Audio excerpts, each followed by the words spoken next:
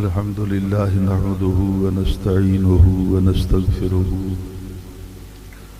ونؤمن به ونتوكل عليه ونعوذ بالله من شرور أنفسنا ومن سيئات أعمالنا من يهده الله فلا مضل له ومن يضلله فلا هادي له ونشهد أن لا إله إلا الله وحده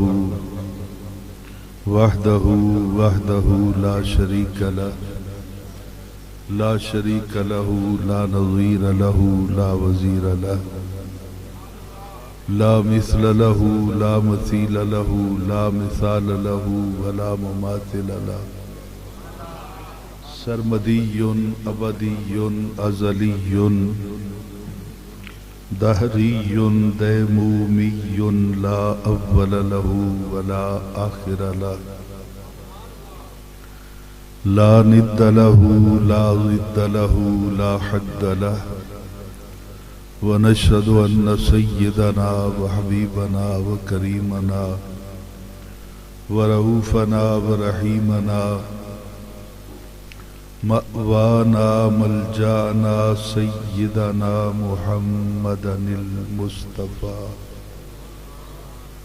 وعلى آله وأصحابه أجمعين أما بعد فقد قال الله تبارك وتعالى في كلامه الكريم فأعوذ بالله من الشيطان الرجيم بسم الله الرحمن الرحيم يا أيها الذين آمنوا لا تتولوا قوما غضب الله عليهم قد يئسوا من الآخرة كما يئس الكفار من أصحاب القبور صدق الله العظيم وبلغنا رسوله النبي الكريم الأمين ونحن على ذلك لمن الشاهدين والشاكرين والحمد لله رب العالمين أما بعد فقد قال الله تبارك وتعالى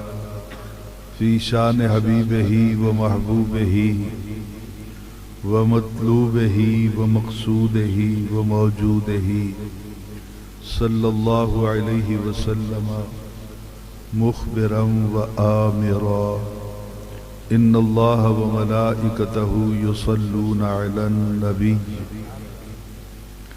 يا أيها الذين آمنوا صلوا عليه وسلموا تسليما الصلاة والسلام عليك يا رسول الله الصلاة والسلام عليك يا حبيب الله الصلاة والسلام عليك يا رحمة للعالمين وسلم عليك وعلى آلك وأصحابك يا شفيع المذنبين الصلاة والسلام عليك يا جد الحسن والحسين وسلم عليك وعلى آلك وأصحابك يا نبي الحرمين ويا إمام القبلتين ويا وسيلتنا في الدارين أدركني يا رسول الله صلى الله تعالى عليك وسلم بفضل الله تعالى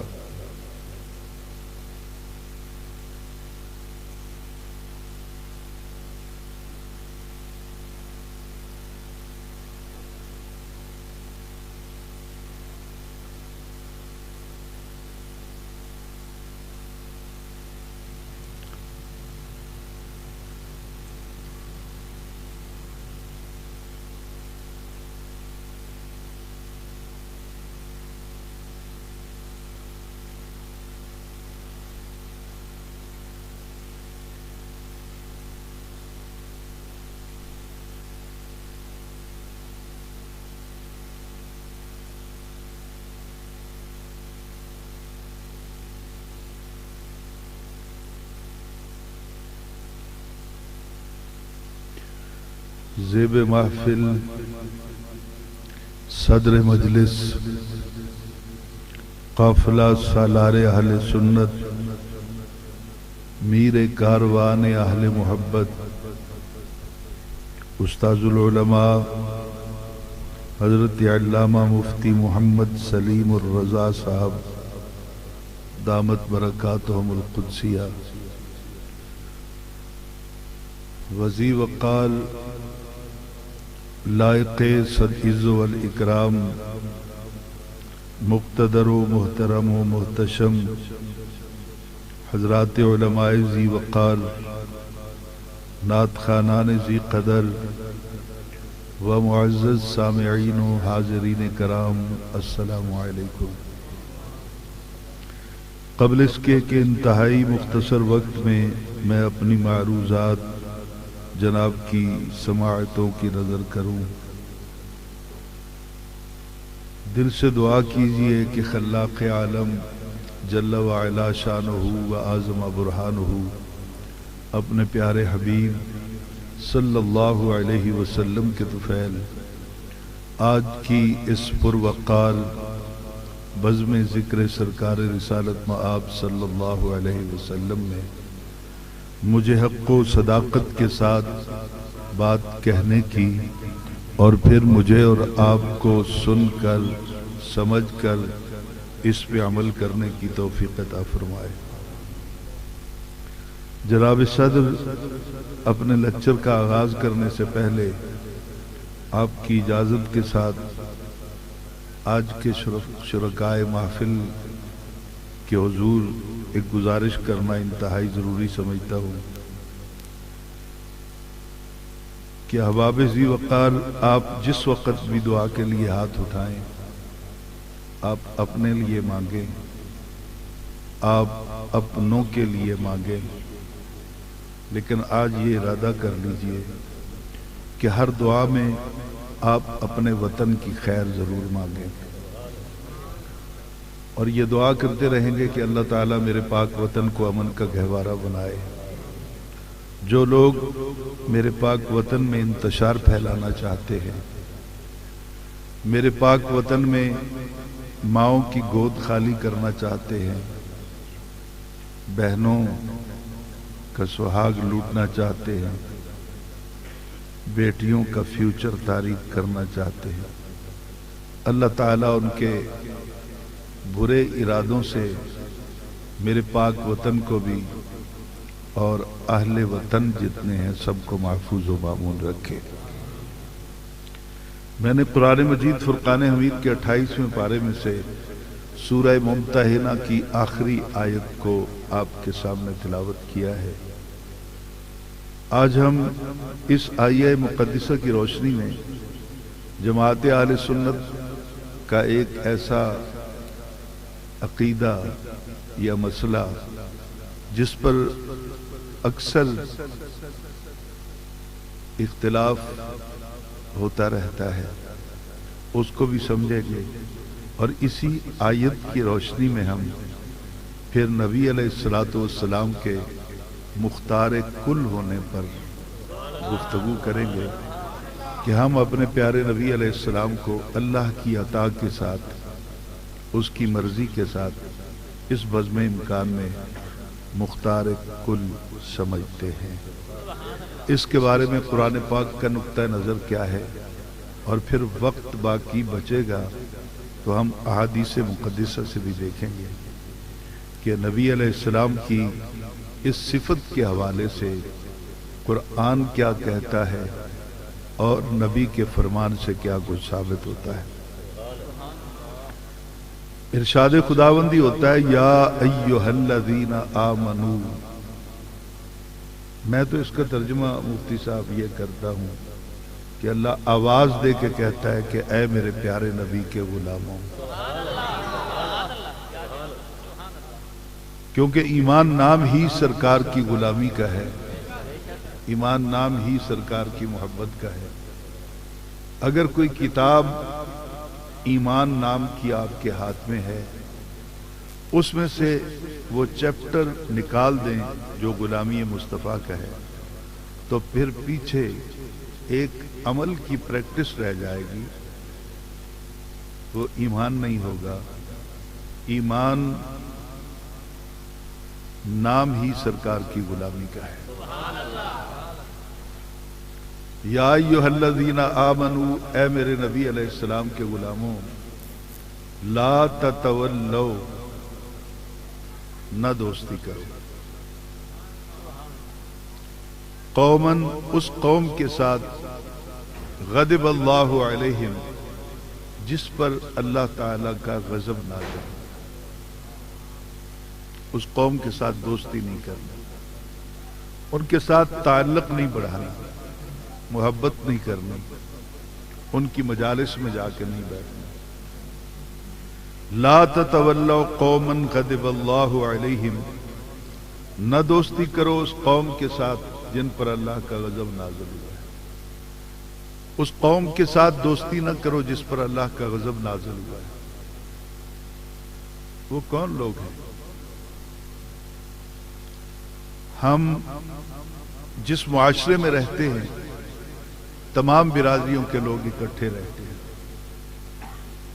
آج میں بھی آیا ہوں، آپ بھی تشریف لے کے آئے،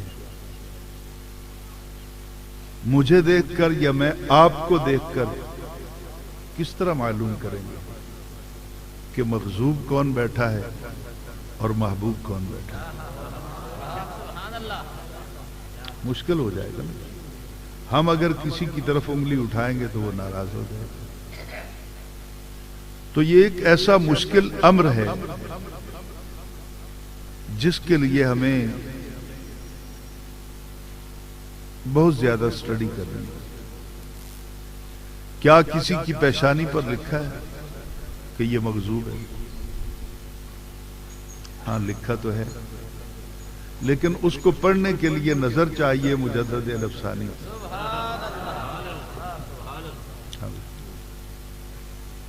ہر کوئی اس تحریر کو پڑھ نہیں سکتا جو پیشانی پہ لکھی ہوئی۔ حضرت مجدد الافسانی رحمت اللہ تعالی علیہ کے بیٹے پڑھتے تھے ملا طاہر لاہوری کے پاس۔ جب چھٹیوں پر بیٹے واپس گئے تو حضور نے اپنے بیٹوں کو یہ بتایا کہ تمہارا استاد جو ہے، میں نے اس کی پیشانی پر لکھا ہوا دیکھا ہے کہ اس کا انجام دوزخ ہے، وہ جو مرضی کر۔ آپ کا بڑا بیٹا آپ کے قدموں پہ ہاتھ رکھ کے رو پڑا کہ بابا فیصلے تو ہو ہی جانے ہیں، دوزخیوں نے دوزخ میں چلے جانا ہے، جنتیوں نے جنت میں چلے جانا ہے، لیکن دنیا کیا کہے گی؟ آپ کے بیٹوں کو علم کی روشنی دینے والا، آپ کے بیٹوں کو اللہ اور اس کی رسول کی محبت سے سرشار کرنے والا قیامت والے دن دوزخ میں چلا جائے گا۔ لوگ تانے بہت دیں۔ حضرت مجدد الافسانی نے اپنے بیٹے کے آنسوؤں کو دیکھا تو فضا میں ہاتھ اٹھا دیا، جیسے بلیک بورڈ پر کوئی تحریر مٹائی جاتی ہے اور پھر کچھ لکھا جاتا ہے، لکھنے کے بعد آپ نے مسکراتے ہوئے اپنے بیٹے سے کہا کہ استاد کو بتا دینا کہ میں نے تمہاری پیشانی سے شقاوت کو مٹا کر سعادت لکھ دیا، اب جنت تمہارا مقدر ہے۔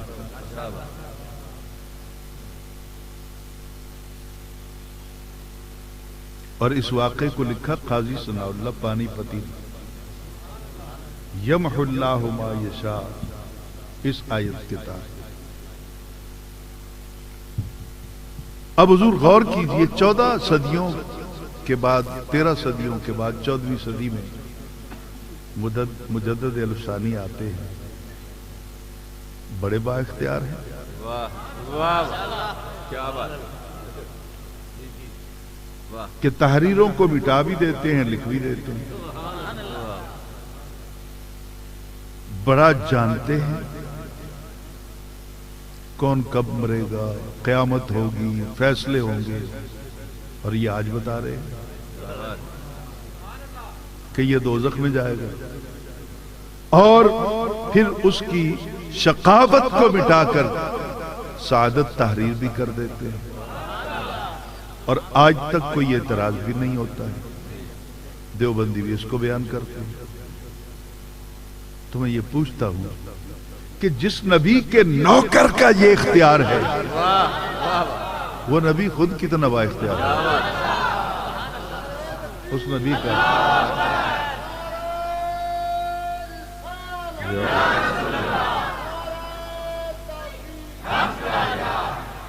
تو اللہ تعالی نے فرمایا کہ اے میرے نبی علیہ السلام کے غلاموں، دوستی نہ کرو اس قوم کے ساتھ جن پر اللہ کا غضب نازل۔ ہم اپنے معاشرے کے اندر اگر اسٹڈی کرنا چاہیں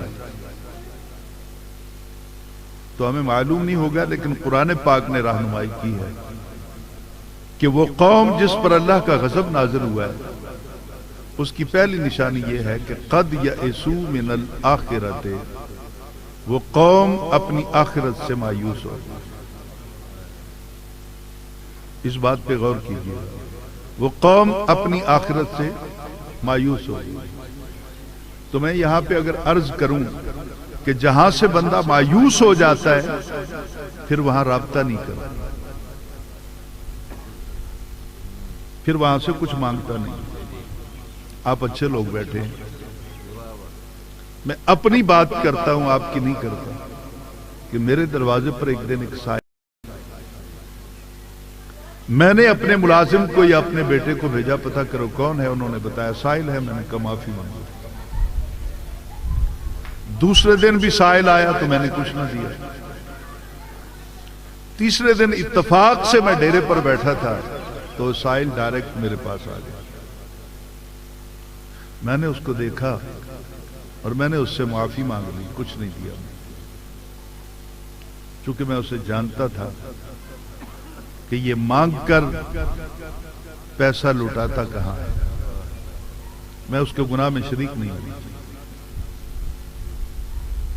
چوتھے دن وہی سائل اپنے ساتھیوں کے ساتھ میرے ڈیرے کے سامنے سے گزرتا ہے اور بالکل میرے دروازے کے سامنے کھڑا ہو کر اپنے ساتھیوں سے کہتا ہے کبھی بھوک لگے،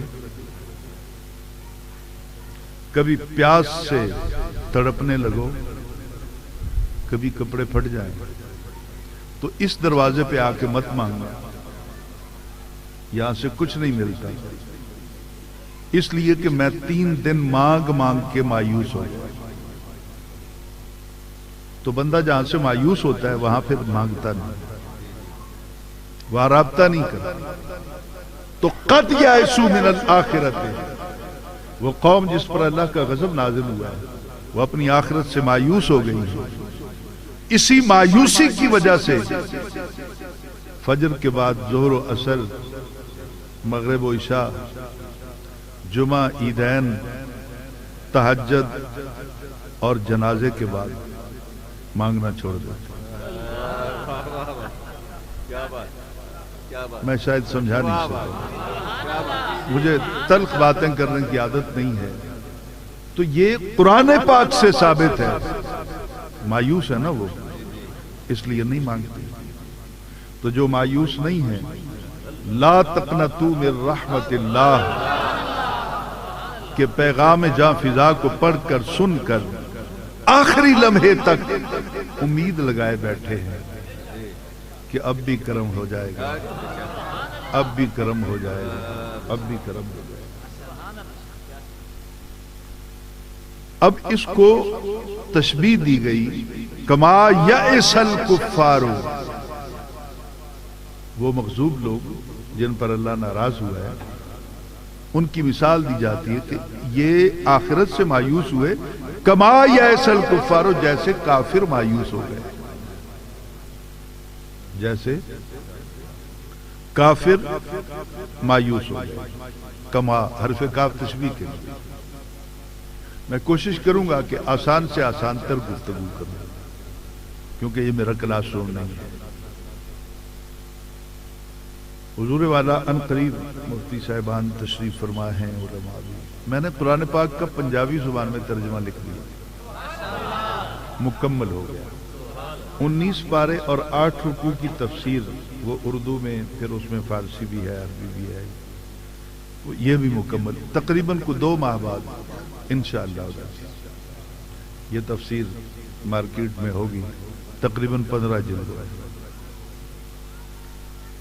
میں نے حضور بہت پڑھا، چونکہ میرا تدریس کے ساتھ ہی وابستہ ہوں 30 سال سے۔ میں نے امام رازی کو پڑھا، علامہ ابن کثیر کو پڑھا، علامہ ابن جریر کو پڑھا، اور امام خازن کو میں نے پڑھا، اور اتنا پڑھا کہ میں محفل میں دعویٰ کر سکتا ہوں کہ میں خازن کا حافظ ہوں۔ گو کہ مسلکن وہ شافعی ہے، وہ امام شافعی کے مقلد ہے، لیکن جب سرکار کی بات آتی ہے تو بہت خوب کرتے ہیں۔ اچھا، یہ میری مجبوری تھی، میں نہیں پڑھتا تو صبح لیکچر کیسے دیتے؟ اب غور کیجئے گا، کما یئس الکفار، جیسے کہ مایوس ہو گئے کافر، من اصحاب القبور، من القبور نہیں، من اور القبور کے درمیان لفظ اصحاب موجود ہے، یعنی کافر مایوس ہوا قبروں والوں سے، مزار والوں سے، مزار سے نہیں، قبر سے مایوسی نہیں، قبر والے سے مایوس، اور قبر والے سے مایوس ہونا قرآن کہتا ہے یہ کافروں کا طریقہ ہے، نبی کے نوکروں کا طریقہ نہیں۔ کیا بات، واہ واہ، کما یئس الکفار من اصحاب القبور، جیسے کہ کافر مایوس ہو گئے قبر والوں سے۔ قبر والے سے مایوسی دو طرح کی، پہلی مایوسی یہ ہے کہ وہ ہم سے لے کچھ نہیں سکتا، ہم درود پڑھ کے بھیجیں، قرآن پاک کی تلاوت کریں، خیرات کریں، وہ ہم سے لے کچھ نہیں سکتے، چونکہ وہ ڈیڈ ہو چکا ہے، سارا سسٹم اس کا مر گیا نا، وہ سنتا نہیں، بولتا نہیں، سمجھتا نہیں، لیکن یہ کافر کا عقیدہ ہے، مومن کا نہیں۔ یہ مایوسی کافر کی، میری نہیں، آپ کی نہیں، غور کیجئے گا۔ وہ لے کچھ نہیں سکتا، یہ پہلی مایوسی ہے۔ دوسری مایوسی یہ ہے کہ ہمیں اگر کسی وقت کوئی مشکل پڑ جائے تو ہمیں دے کچھ نہیں سکتا۔ اگر یہ درست ہے تو پھر حجویر میں کیوں جاتے ہیں؟ اجمیر کے در پہ دستک کیوں دیتے ہیں؟ پاک پتن، کوٹ مٹھن، پیر سیال لجپال، گولڑا شریف، سیال شریف، مکھڑ، یہ جتنے بھی آستانے ہیں جہاں اللہ کے محبوب لوگ رہتے ہیں، پھر یہاں جاتے کیوں؟ یا تو وہ کچھ لے لیں ہم سے تو ہمیں خوشی ہو، یا مشکل وقت میں ہماری جھولی بھر دیں۔ نہ وہ لے سکتے ہیں نہ وہ دے سکتے ہیں۔ کما یئس الکفار، ہم مایوس نہیں، کافر مایوس۔ اب میرے دونوں طرف علماء تشریف فرمائیں، اور آپ بھی الحمدللہ، مجھے آج خوشی ہوئی یہاں آ کر کہ چلو کو دو چار میرے سننے والے تو ہیں، میں تو بہت نالائق سا آدمی ہوں۔ سن، اب غور سے حضور میری بات کو سنیے گا جو میں کہنا چاہتا ہوں۔ میں نے جو تفسیر حضور لکھی، بہتر تو نہیں ہے کہ، بہتر تو یہی تھا کہ وہ آپ خود پڑھتے اس میں۔ قرآن پاک میں ترتیب کے اعتبار سے پہلی سورہ مبارکہ ہے سورۃ الفاتحہ، نزول کے اعتبار سے نہیں، نزول کے اعتبار سے تو اقرأ بسم ربک الذی خلق ہے۔ اس پہلی سورہ مبارکہ جو ترتیب کے اعتبار سے قرآن پاک میں پہلے نمبر پر لکھی گئی ہے، اس کا پہلی آیت ہے الحمدللہ۔ آپ بھی پڑھ دیں گے تو آپ کو بھی اجر مل جائے گا، اور میں چونکہ عرض کر رہا ہوں تو آپ کی وجہ سے مجھے بھی ثواب مل جائے گا۔ آیت پوری پڑھ لیتے ہیں۔ الحمدللہ رب العالمین، الحمدللہ، سب تعریفیں اللہ کی، میں پھر سمجھاتا ہوں، سب تعریفیں اللہ کے لیے، یہ لا ریب ہے تعریف اللہ کی۔ مدینے والا بڑا سونا ہے، تعریف اللہ کی۔ حضور کے پاس بہت سارا علم ہے، تعریف اللہ کی۔ میرے نبی کے پاس اختیار ہے، تعریف اللہ کی۔ تو اس کائنات میں جس کی بھی تعریف کریں گے تعریف اللہ کی ہو جائے گی، چونکہ خالق وہ ہے، دیتا وہ ہے، عطا وہ کرتا ہے۔ سب تعریفیں اللہ کے لیے۔ رب العالمین، جو پروردگار ہے، جو پالنے والا ہے، العالمین، تمام جہانوں کا نہیں، میں نے یہاں انکار کیا، جو پالنے والا سب جہانوں کا نہیں، سب جہان والوں کا۔ ایک آدمی کہتا ہے نا میں اکیلا کمانے والا ہوں، پورا گھر میرے میں چلاتا ہوں، تو وہ ناشتہ دیواروں کو نہیں کراتا، وہ کپڑے دیواروں کو نہیں پہناتا، گھر کے مکینوں کو پالتا ہے۔ تو پتہ چلا جہاں جہان ہوگا وہاں افراد ہوں گے، اور جہاں افراد ہوں گے وہاں وہ رب ہوگا۔ ٹھیک ہو گیا سر؟ میں وہ سارے جہانوں پہ بات نہیں کروں گا، سارے تو مجھے نام ہی نہیں آتے، 18,000 جہان ہیں جو معلوم ہے، میں پھر ان کی طرف بھی نہیں جاؤں گا، لاہوت ہے، ناسوت ہے، جبروت ہے، وہ نہیں ہے۔ ہم سمپل بات کرتے ہیں جہاں سے ہم گزر کے آئے۔ کبھی ہم بڑے سکھی تھے، بڑے مزے میں تھے جب عالم ارواح میں تھے، رنگ و نور کی دنیا تھی، پرکیف مناظر تھے۔ پھر ہمیں حکم مل گیا نقل مکانی کا کہ اپنی ریزیڈینشل پوزیشن چینج کرو، تو ہم اس رنگ و نور کے جہان سے ایک تنگ سی کوٹڑی میں آ گئے، صلب پدر، باپ کی پشت میں۔ وہاں مزاج کچھ اور تھے، یہاں پھر ایک قطرہ بن گئے۔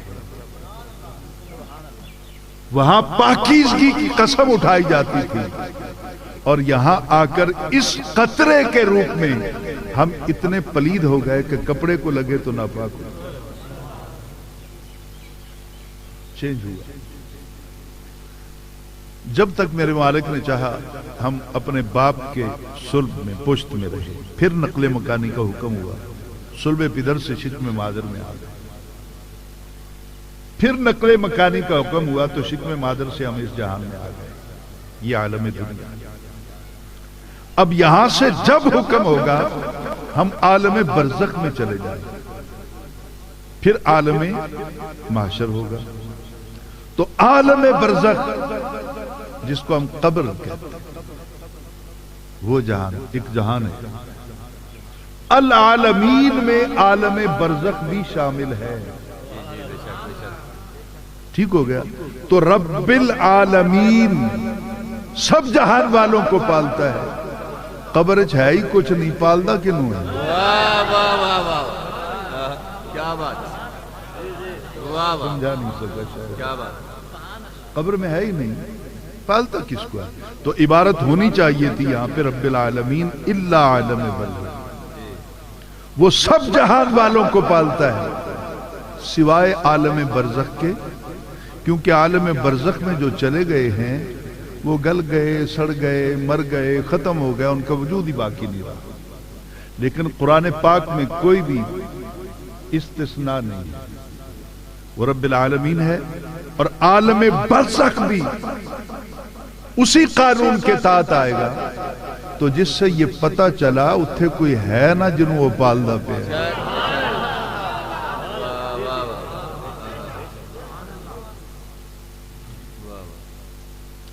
حضور قیامت والے دن سورہ یاسین کے اندر ہے، الیوم نختم علی افواہہم، آج جس زبان پر مجھے بڑا مان ہے، میں سچے کو جھوٹا کر دیتا ہوں، جھوٹے کو سچا کر دیتا ہوں، لوگوں کو یقین آ جاتا ہے۔ قیامت والے دن اسے مہر لگا کے بند کر سیل کر دیا جائے گا زبان کو. وَتُكَلِّمُنَا أَيْدِيهِمْ یہ ہاتھ بولے.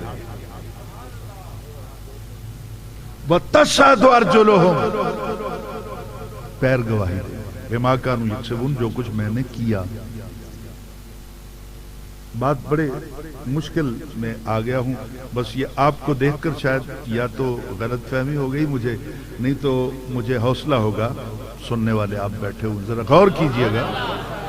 زبان کو سیل کر دی. بولیں گے یہ, بولیں گے پیر.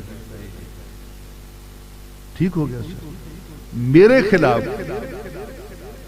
میدان حشر کے اندر یہ دو گواہ. ٹھیک ہے سر. انہوں نے زندگی میرے ساتھ گزاری. میں سویا تو میرے ساتھ رہے, میں چلا تو میرے ساتھ رہے, میں نے ظلم کیا تو میرے ساتھ رہے, میں نے قرآن پاک اٹھایا تو میرے ساتھ رہے. یعنی ہاتھ اور پاؤں دونوں میرے ساتھ رہے. یہی گواہ ہوں گے. اب قیامت والے دن انہی نے میری گواہی دینی ہے. اب یہ تو گل گئے, سڑ گئے, ختم ہو گئے قبر کے اندر. اللہ تعالیٰ نئے بنائے گا تو جڑا ہے ہی نواں گواہ کہے ہو. جس نے پل پل میرے ساتھ گزارا ہی نہیں وہ گواہ کیسا ہے. ہمیشہ ہر مدعی اپنے دعوے کے گواہوں کا خیال رکھتا ہے. وہ ان کو کہیں جانے نہیں دیتا. ہر پیشی پہ ساتھ لے کے جاتا. میرا گواہ کہیں ادھر نہ کھسک جائے, کہیں ادھر نہ چلا جائے, کہیں منحرف نہ ہو جائے, کہیں بے نام و نشان نہ ہو جائے, کہیں چلا نہ جائے. گواہ کا خیال رکھتا ہے. تو گواہ تو یہ دو ہیں نا. یہ تو گل جائیں گے, سڑ جائیں گے. نئے پیدا ہوں گے, وہ میرے بارے میں جانتے کیا ہیں. اگر میں یہ کہوں کہ اللہ تعالیٰ ہے نا وہ بنائے گا, علم بھی وہ دے گا, تو جب مجھے اٹھائے گا میرے ہاتھ نئے بنائے گا, میرے ہاتھ کو میری پوری لائف کا علم دے دے گا. تیرا ہاتھ بڑا سونا ہے, مدینے والے دا نہیں.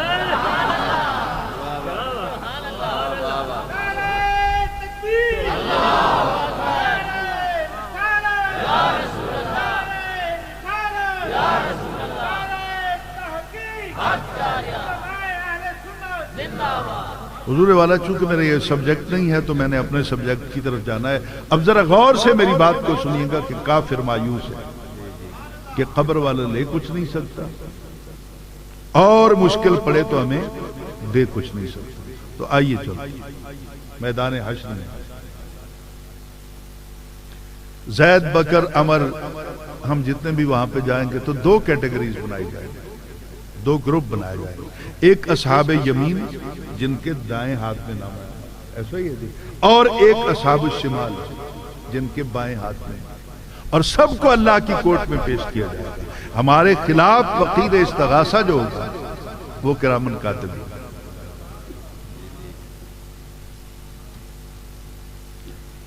کرامن کاتبین ہوں گے. حضور میری کتاب زندگی ان کے ہاتھ میں ہے. میں یہاں پہ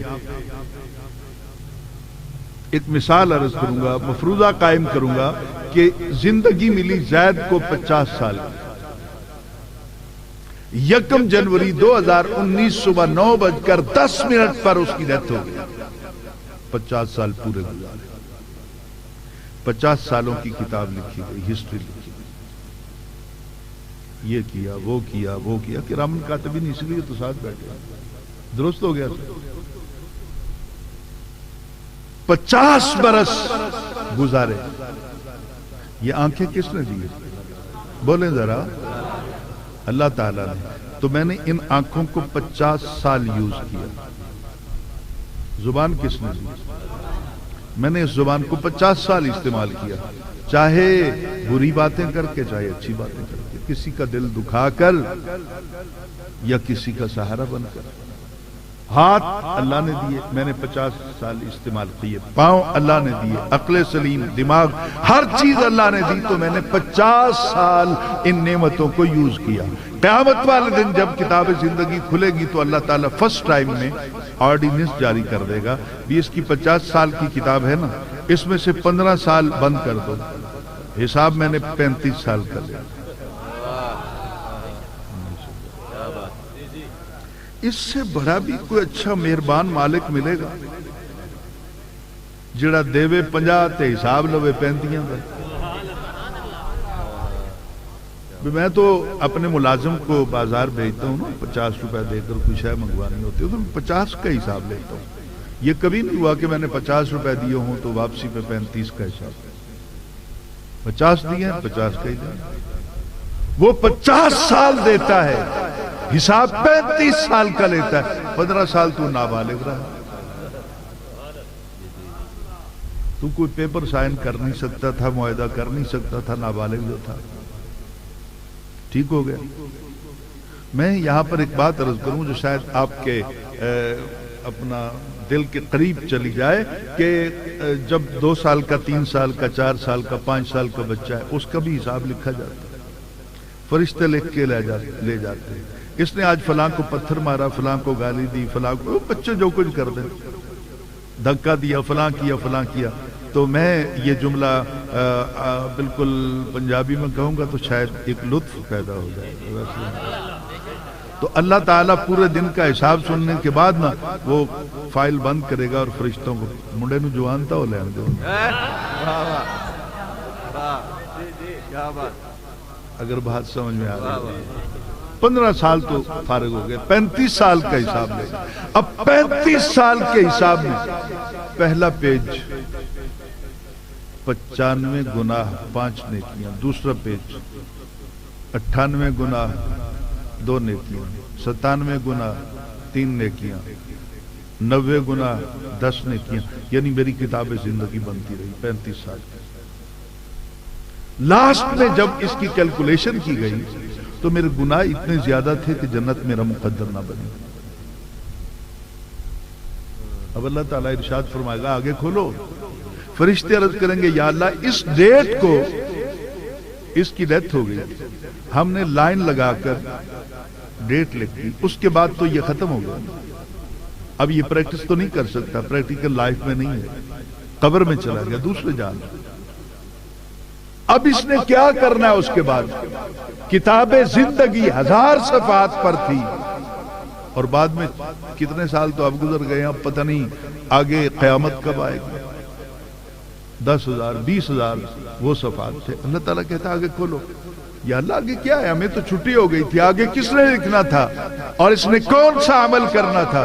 تو وہ بندہ جو اللہ کی بارگاہ میں کھڑا ہوگا کانپتے بدن کے ساتھ، لرزتے ہاتھوں کو جوڑ کر، بہتے آنسوؤں کے ساتھ عرض کرے گا یا اللہ اس ڈیٹ کو میں تو مر گیا تھا، آگے کیا دیکھنا ہے؟ پہلے میری بڑی رسوائی ہو گئی. تو اللہ تعالیٰ ارشاد فرمائے گا تو مر گیا تھا نا، تیرے پچھلے تو نہیں مر گئے تھے.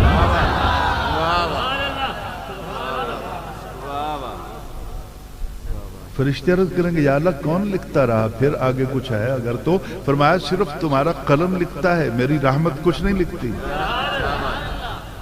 اب اگلا صفحہ کھولا، اگلا پیج کھولا تو نیکی نیکیاں، ثواب ہی ثواب، آگے بھی ثواب. وہ 10-20 ہزار صفحات پر ثواب ہی ثواب. یا اللہ یہ کہاں سے آیا؟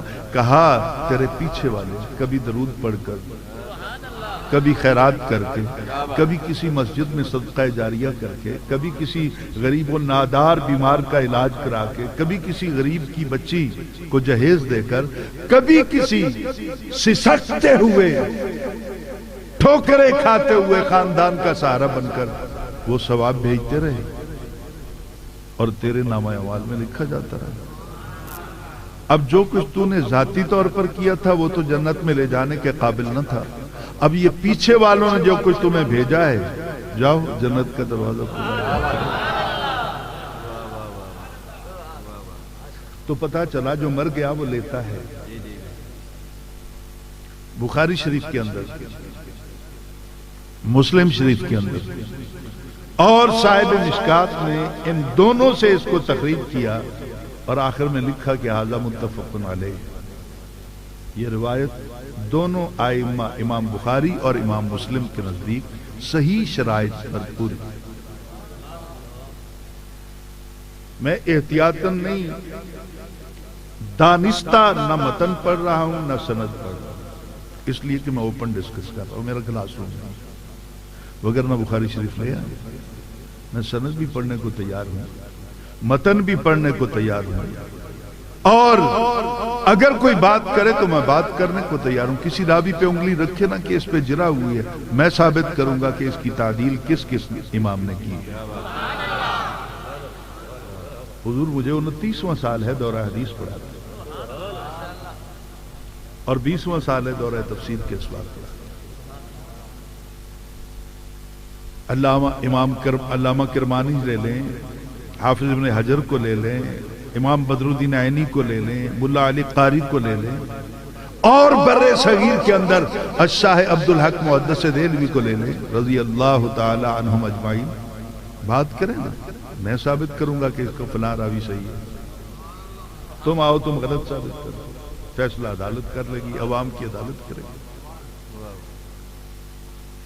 امام بخاری نے اس کو اپنی سند کے ساتھ بیان کیا، امام مسلم نے اپنی سند کے ساتھ۔ سند کہتے ہیں راویوں کا، راوی وہ ہوتے ہیں جن کے پاس یہ دونوں امام جا کے پڑھتے رہے، ان کے مشائخ جو ہیں، وہ کوئی راوی ایسا نہیں تھا جو بازار میں سے گزر رہا تھا، انہوں نے جا کے ان سے پڑھا اس حدیث کو۔ اب علماء بیٹھے ہیں تو یہ اس بات کو اچھی طرح جانتے ہیں کہ امام بخاری کی کوئی نیکی اللہ کو اتنی پسند آئی کہ ان کے ہاتھ کی لکھی ہوئی تصنیف بخاری شریف مشہور ہو، وگرنہ ٹیکنیکلی اعتبار سے دیکھا جائے تو مسلم شریف کا مقام بخاری شریف سے زیادہ ہے۔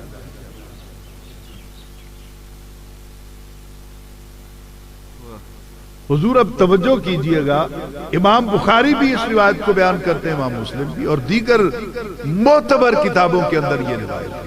حضور ایک دن خچر پہ سوار ہو کر قبرستان میں سے گزرے، پورے قبرستان میں سے خچر گزر گئے، آپ کی سواری گزر گئی، 2 قبروں کے پاس جا کے آپ کی سواری رک گئی۔ میں نے کچھ کہنا ہے، توجہ کی۔ بھئی رکنا ہے تو قبرستان کے اندر رک جاتی، درمیان میں یا آخری کونے میں علیحدہ 2 قبریں ہیں، وہاں جا کے یہ سواری رک گئی، باقیوں کے پاس کیوں نہیں رکی؟ اور خچر کو کیا معلوم اس نے رکنا کیوں تھا؟ لیکن آج میرے اللہ نے اس جانور پہ کرم کیا جو نبی کی سواری بنا۔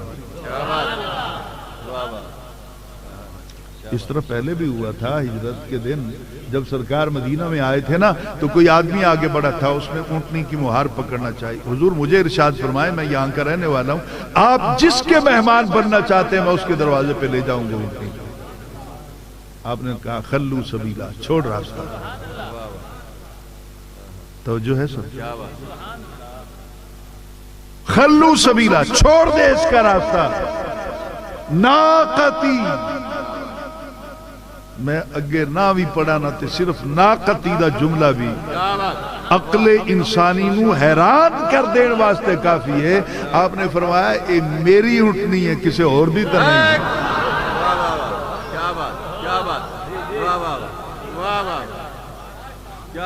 خلو، چھوڑ دو، خالی کر دو، سبیلہ ہا، اس کا راستہ، ناقتی میری اونٹنی، مامورتن یہ حکم والی، ربے میرے نال تے پوچھ دی پھرے رستے نہیں سمجھانے کو ناقتی۔ تو اس طرح وہاں بھی وہ سیدھی جا کے حضرت ابو ایوب انصاری رضی اللہ تعالی عنہ دیوڑے جا بیٹھے، اور یہاں بھی آپ جس خچر پر سوار تھے وہ قبروں کے پاس سے گزرتا گیا، گزرتا گیا، گزرتا گیا، 2 قبروں کے پاس جا کے رک گیا۔ اب حضور نے اس کو چلانے کے لیے 2-3 مرتبہ ایڑ لگائی، اس کی لگام کو کھینچی،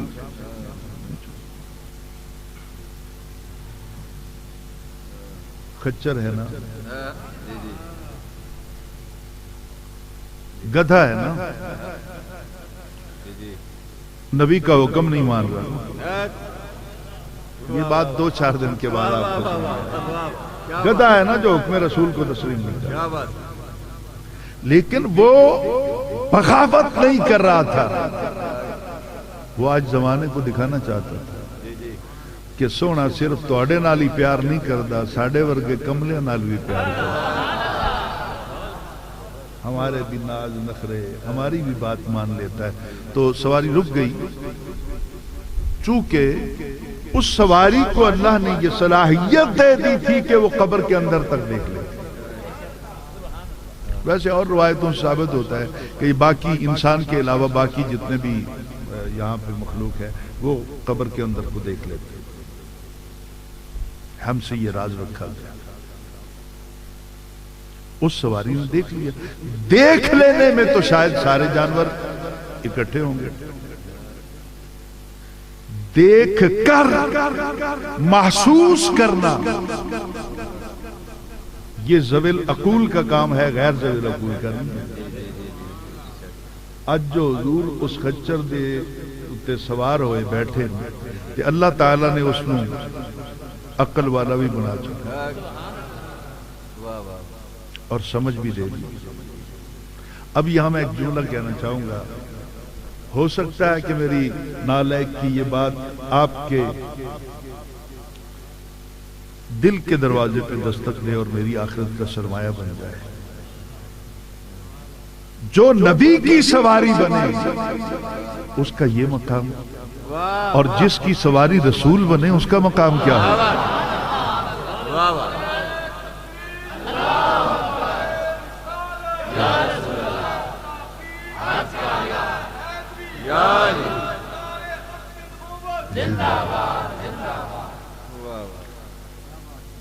حضور اتر گئے اور آپ نے حکم دیا کہ جاؤ جا کے کوئی ٹہنی ہری لے کے آؤ. چونکہ خطہ عرب کے اندر کھجور کے درخت زیادہ پائے جاتے ہیں، ایک ٹہنی کاٹ کے لے آئے. سرکار نے اس کو 2 حصے کیا، ایک حصہ ایک قبر پہ رکھ دیا، ایک قبر پہ رکھ دیا. اب صحابہ نے عرض کی کہ حضور یہ کیا ہے؟ آپ نے کہا قبر والوں کو عذاب ہو رہا تھا. نبی جاندا کچھ نہیں، 10 دن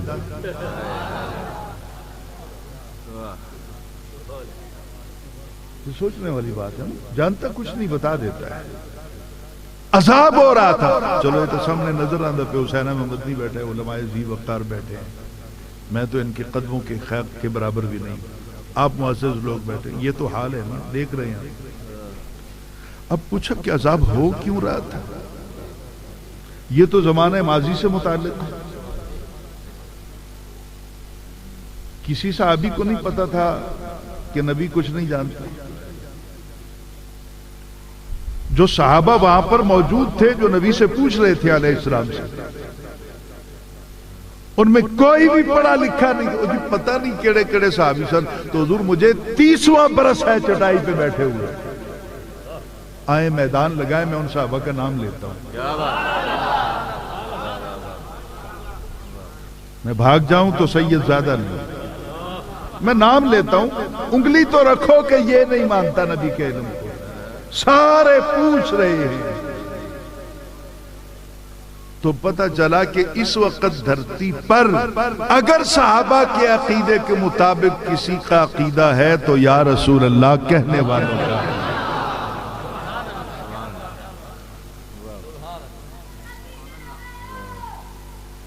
ایک پیشاب کے چینٹوں سے پرہیز نہیں کرتا تھا، دوسرا چغل خور تھا، اس لیے عذاب. اب یہ ٹہنی کیا کرے گی؟ جب تک یہ ٹہنی ہری رہے گی، اللہ کا ذکر کرتی رہے گی، عذاب قبر معاف ہوتا رہے گا. عذاب قبر سٹاپ ہو جائے گا جب تک یہ ٹہنی اللہ کا ذکر کرتی رہے گی. حضور یہ میرا کلاس روم تو نہیں ہے، لیکن محسوس نہ کیجیے گا میں اس طرح زیادہ اچھے طریقے سے سمجھا پاؤں. نالائق ہوں ساری باتیں ویسے نہیں سمجھ. یہ کتنے کا نوٹ ہے سر؟ اس کا کرنسی ریٹ کیا ہے؟ 10 روپے. اور یہ مارکیٹ میں ایک چیز 10 روپے کی مل جاتی ہے میری ضرورت کے مطابق. اگر میں کسی کو بھیجوں کہ جاؤ یار جا کے وہ چیز لے کے اور 100 روپیہ دے دوں، وہ مجھے آ کے بتایا جی کہ مارکیٹ میں وہ چیز موجود تو ہے پر 100 کی ملتی نہیں. یہ صبح مہنگائی 10 روپے کی مل جاتی ہے، 100 کی نہیں ملتی. عقل مانیں گے اس کو؟ نہیں مانیں گی نا. جو چیز 10 روپے میں ملتی ہے 100 کی تو وہ 10 گنا زیادہ ملے گی. درست ہے حضور؟ اب پتہ کیا چلا؟ یہ افضل ہے، یہ مفضول ہے، یہ اعلیٰ ہے، یہ ادنا ہے. کھجور کی ٹہنی، کھجور کا درخت چاہے صحن حرم کے اندر کیوں نہ کھڑا ہو، وہ اشرف المخلوقات نہیں ہے۔ اشرف المخلوقات حضور انسان ہے، اور انسانوں میں صحیح اشرف وہ ہے جو مدینے والے کا نوکر ہے۔ ٹہنی کمتر ہے، ادنا ہے، مفضول ہے۔ اب ٹہنی اللہ کا ذکر کرے قبر پہ تو عذاب قبر معاف ہو جائے، ٹہنی ادنا ہے، انسان اعلیٰ ہے، نبی کا نوکر اشرف ہے، افضل ہے، اعلیٰ ہے۔ اگر ادنا کے ذکر سے معافی ملتی ہے تو نبی کا نوکر قبر پہ جا کے قرآن پڑھے تو کیوں نہیں معافی ملے گی؟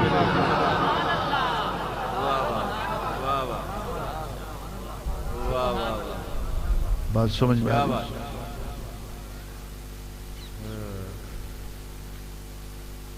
تو قبر والا لیتا کچھ نہیں۔ اب اس میں ایک اور بات مزے کی ہے، ایک اور روایت ہے جس کو امام غزالی نے بیان کیا۔ جس طرح امام بخاری کی اپنی سند ہے، امام مسلم کی اپنی سند ہے، امام غزالی اپنی سند سے یہ روایت بیان کرتے ہیں۔ انہوں نے تفسیر لکھی ہے سورہ یوسف، اس میں وہ یہی روایت لکھی ہے۔ اس روایت کو بیان کیا کہ جب حضور نے کہا نا کہ جب تک یہ ہری رہیں گی، اب اختیار دیکھ مدینے والے کا۔ یہ تفسیر یوسف جو امام غزالی نے لکھی ہے، تفسیر سورہ یوسف، کہ جب حضور نے ٹہنی رکھتے ہوئے کہا جب تک ہری رہے گی، تو اللہ تعالیٰ نے یہ کرم کیا کہ نبی کے بولوں کی لاج اس طرح رکھی کہ وہ ٹہنی نہیں رکھی، حضور نے ہاتھ پیچھے ہٹایا تو وہ پودا بن چکا تھا۔ ہاتھ لگے سونے داتے پھر بھی سکیا رہے۔ حضور کے دامن کرم سے وابستہ ہو اور پھر بھی خزاں رسیدہ رہے، یہ ہو نہیں سکتا تھا۔ تو اس سے معلوم ہوا کہ قبر والا جو ہے وہ لیتا ہے، مایوس کافر ہے، کما یئس الکفار من اصحاب القبور، کافر مایوس ہے، مومن مایوس، بولیے مومن مایوس نہیں۔ نبی پاک کے غلام ہیں حضرت سعد بن عبادہ، سعد بن معاذ نے، وہ ایک دن حاضر ہوتے ہیں، عرض کرتے ہیں یا رسول اللہ صلی اللہ تعالی علیہ وسلم، حضور جہالت کے اندھیروں میں زندگی کے ایام گزر گئے، نہ پتہ چلا ماں کا مقام کیا ہے، نہ پتہ چلا باپ کا مقام کیا ہے، نہ بہن کا، نہ بیٹی کا۔ ہم تو وہ لوگ تھے جہالت کی دنیا میں بسنے والے کہ بہنوں کو منڈیوں میں لے جا کر اپنے ہاتھوں سے بیچ آتے تھے۔ اور اس بات میں تو قرآن پاک کی آیت بھی شاہد و عادل ہے کہ قیامت والے دن اس بچی کو جسے زندہ دفن کیا گیا اٹھا کر پوچھا جائے گا تیرا گناہ کیا؟ تو بچیوں کو زندہ دفن کر دیتے تھے۔ اور ماں کا پتہ ہے کیا عالم تھا اس دور جہالت کے اندر؟ باپ کے مر جانے کے بعد بیٹا ماں کے سر پہ چادر رکھتا، تو جس نے چادر رکھی ہے کل سے یہ عورت اس کی ماں نہیں ہوگی، اس کی رکھیل بن جائے گی، نکاح وغیرہ کی بھی ضرورت نہیں۔ یوں ماں کا تقدس پائمال ہوتا رہا، بہن کی عزت مجروح ہوتی رہی، بیٹی سے کوئی پیار نہیں کرتا ہے، معاشرہ جہالت کا تھا۔ یہ تو حضور آپ آئے تو آپ نے بتایا نا کہ جنت کہاں تلاش کرتے تھے، وہ تو ماں کے قدموں کے نیچے۔ ہم لکیر کے فقیر لوگ ہیں، بس روایت کا ایک حصہ پڑھ لیا، یعنی اس کا ایک اینگل دیکھ لیا کہ جنت ماں کے قدموں میں ہے، تو قصیدے ماں کی شان میں لکھے گئے، پڑھے گئے، محفلیں ماں کی شان میں منعقد کی گئی۔ باپ کا کیا قصور تھا؟ قرآن پاک میں تو کہیں ماں کا اکیلا ذکر نہیں، للوالدین علی الوالدین من الوالدین بالوالدین، یہ ٹرمیں ہیں قرآن پاک کے اندر۔ تو مولانا وہ کیوں نہیں پڑھتے ہو کہ جنت ماں کے قدموں کے نیچے ہے، اس کا دروازہ تیرا باپ ہے۔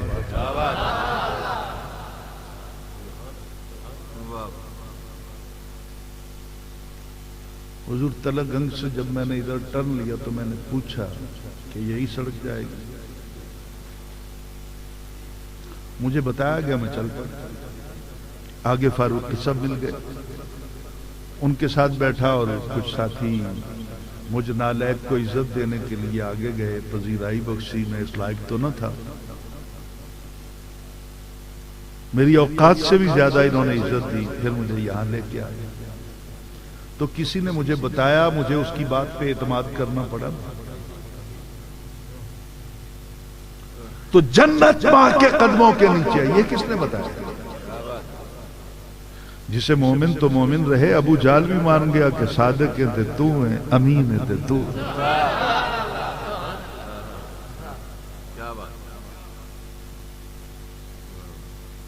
हुजूर आप बैठे हैं, आपसे शेयर करता हूं। सरकार को सादिक व अमीन उस वक्त माना गया जब अभी आपने नबूवत का ऐलान नहीं किया था।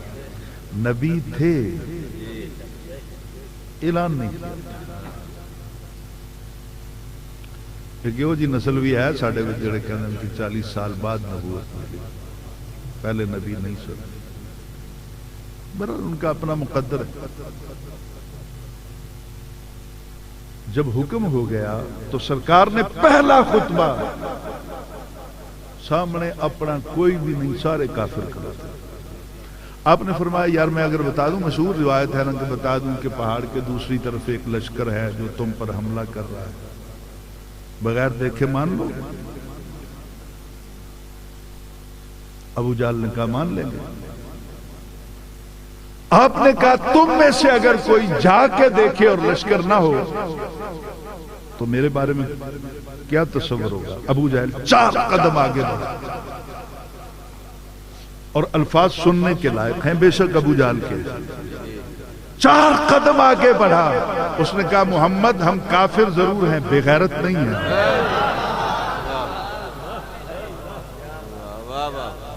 क्या बात। हमने खुद दारुल नदवा में बैठकर ये डिक्लेयर किया है कि सादिक है तो मोहम्मद, अमीन है तो आप जैसा तो सादिक कोई नहीं, अमीन कोई नहीं। हम किस तरह नहीं मानेंगे? अगर ना नजर आया लश्कर, वो कहता है अगर ना नजर आया मुझे कोई लश्कर तो मैं लौटकर बिरादरी को बताऊंगा लश्कर था।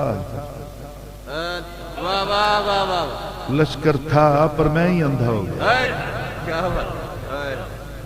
मैं देख नहीं सका लश्कर। वाह वाह वाह। आपकी बात कुछ अच्छा। आपने जब अल्लाह का बताया तो उन्होंने कहा हम कैसे मानें? हर बिरादरी का एक कल्चर होता है, तहजीब होती है। आपका एक अपना कल्चर है मेहमानों के हवाले से या सरकार की मोहब्बत के हवाले से। कई इलाकों का अपना अपना तहजीब होती है, अपना अपना कल्चर होता है।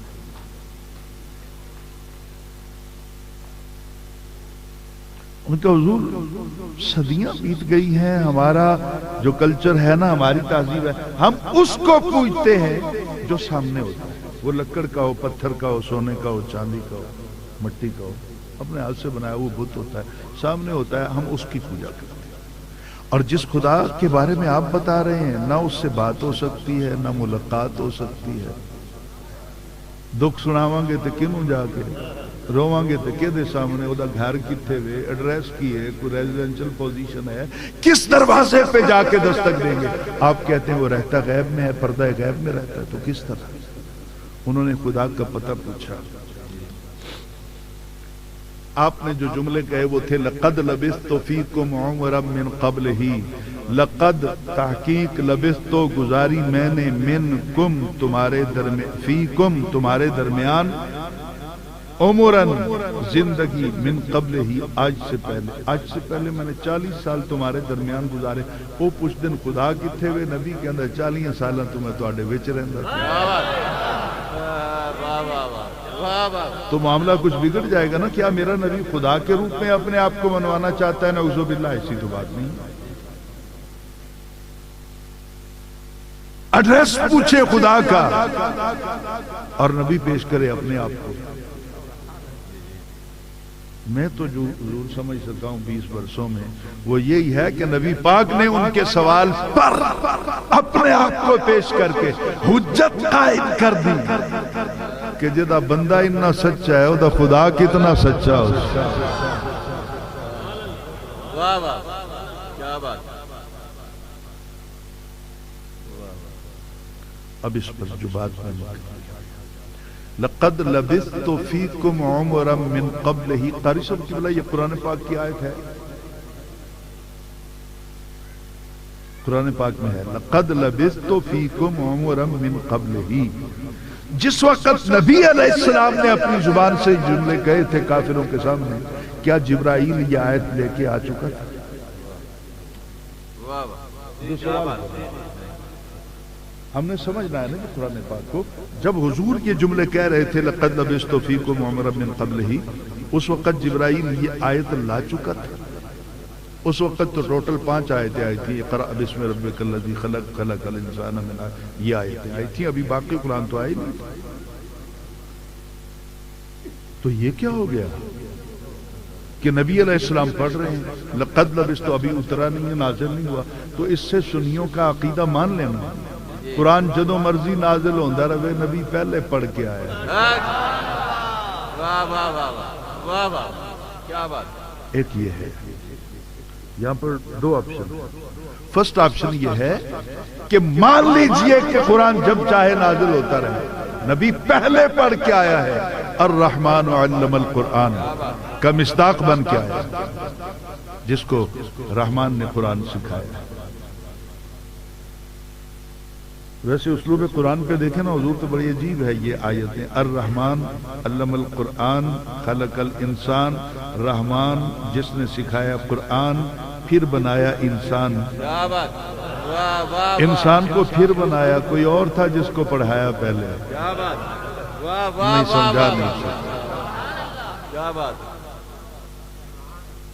اب غور کیجئے گا، آیت تو نازل نہیں ہوئی، نبی پڑھ رہے ہیں، تو پتہ چلا کہ نبی پڑھ کے آئے، نازل جب ہوتا رہے. اگر یہ بات حلق سے نیچے نہ اترے اور آپ پریشان ہونے لگے تو پھر ہم دوسرا آپشن پیش کر دیں گے.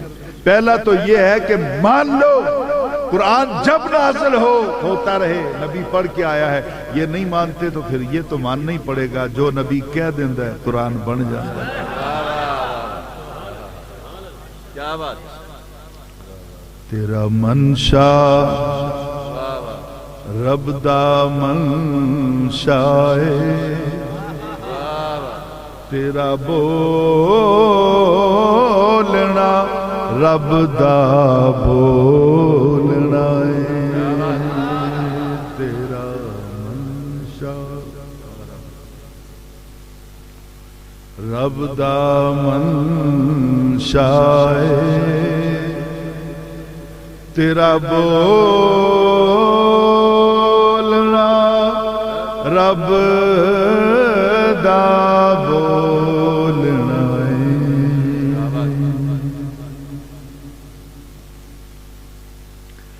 تیرا منشا رب دا منشا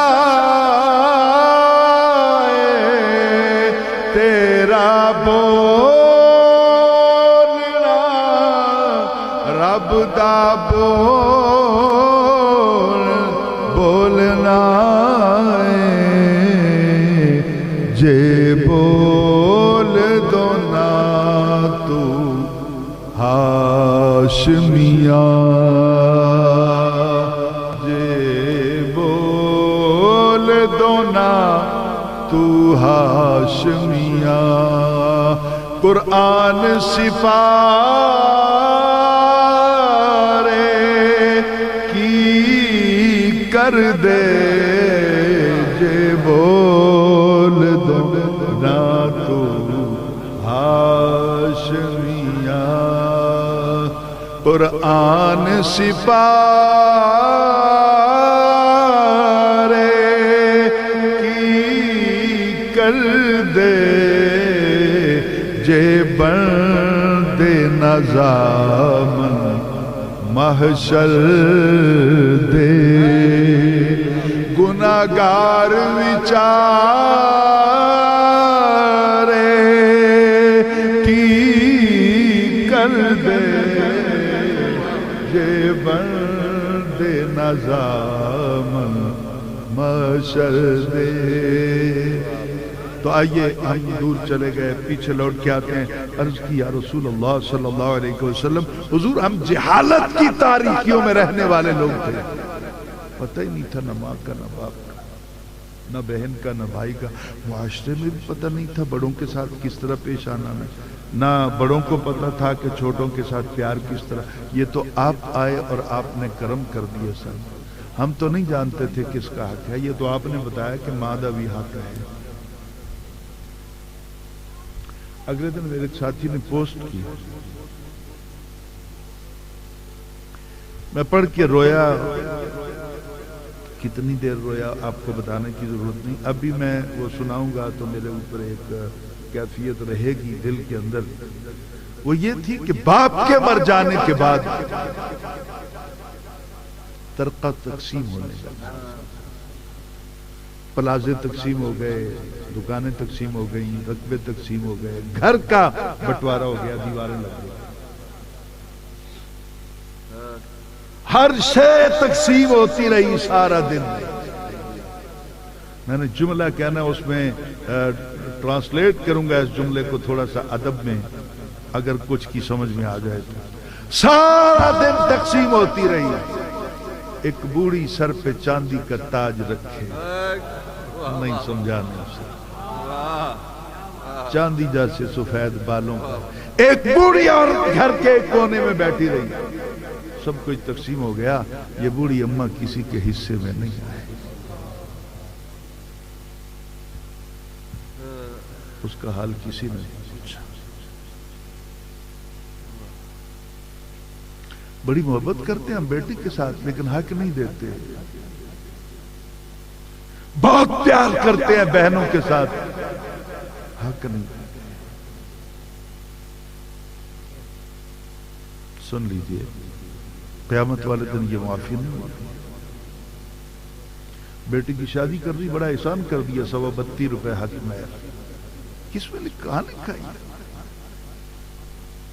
सैयदा ज़हरा पाक का हक मार आज के 19,000 रुपए बनते हैं, तू 32 रुपए कहां से ले आया? और नबी पाक सल्लल्लाहु अलैहि वसल्लम की एक ज़ौजा मोहतरमा उम्मुल मोमिनीन सैयदा उम्मे हबीबा, उनको जो हक में अदा किया वो आज का तकरीबन 48,000 रुपया।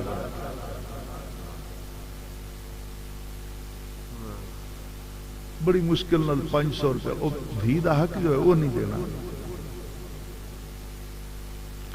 अब ये औरत जो बगावत कर रही है आज के दौर में, मैं जहां तक समझ सका हूं, आप भी बैठे हैं सारे सियाने लोग, मैं ये समझ सका हूं, ये मां बनी तो इसको हक न मिला, बहन बनी तो भाइयों ने हक ना दिया, बेटी बनी तो बाप ने हक ना दिया, बीवी बनी तो शौहर ने हक ना दिया। ये जाए किधर?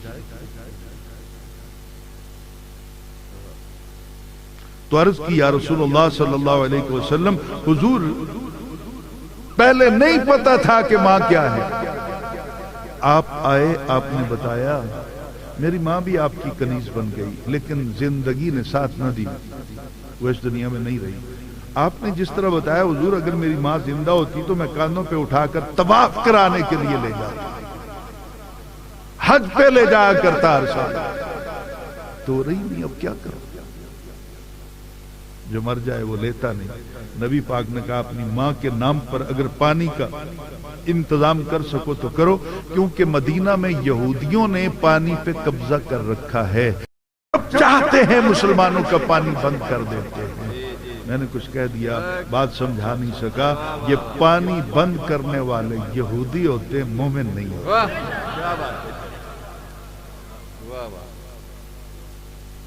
मैं करबला से कुछ भी टच नहीं करूंगा, मेरी आदत नहीं है। जब कभी फिर मुहर्रम में मुलाकात होगी तो बातें करेंगे। हुजूर जहां जहां भी पानी बंद होता है मुसलमान नहीं करता। तो تو تم یار کوئی پانی کا کنویں کا انتظام کر دو اپنی ماں کے نام پر ثواب کے لیے. تو انہوں نے کنواں کھدوایا. ایصال ثواب کے لیے کنواں تھا تو پانی میٹھا نکلا. واہ واہ واہ. اب یہ کہنا چاہیے تھا نا کہ یہ کنواں اللہ کے نام پر خیرات کر رہا ہوں، ثواب میری ماں کو ملے. حاضر فی سبیل اللہ. اور اٹھاؤ نا، بخاری لاؤ، مسلم لاؤ، مشکات شریف لاؤ، تمام کتب جو ہے اپنا احادیث کی لے کے آؤ. جہاں یہ واقعہ ہوگا لکھا ہے حاضر لأم سعد، یہ سعد کی ماں کے لیے ہے، فی سبیل اللہ کا نام نہیں ہے وہاں. ہم بزدل لوگ ہیں، ڈر جاتے ہیں. ماں کے نام کی خیرات ہے، نہیں جی اللہ دے نام دیا.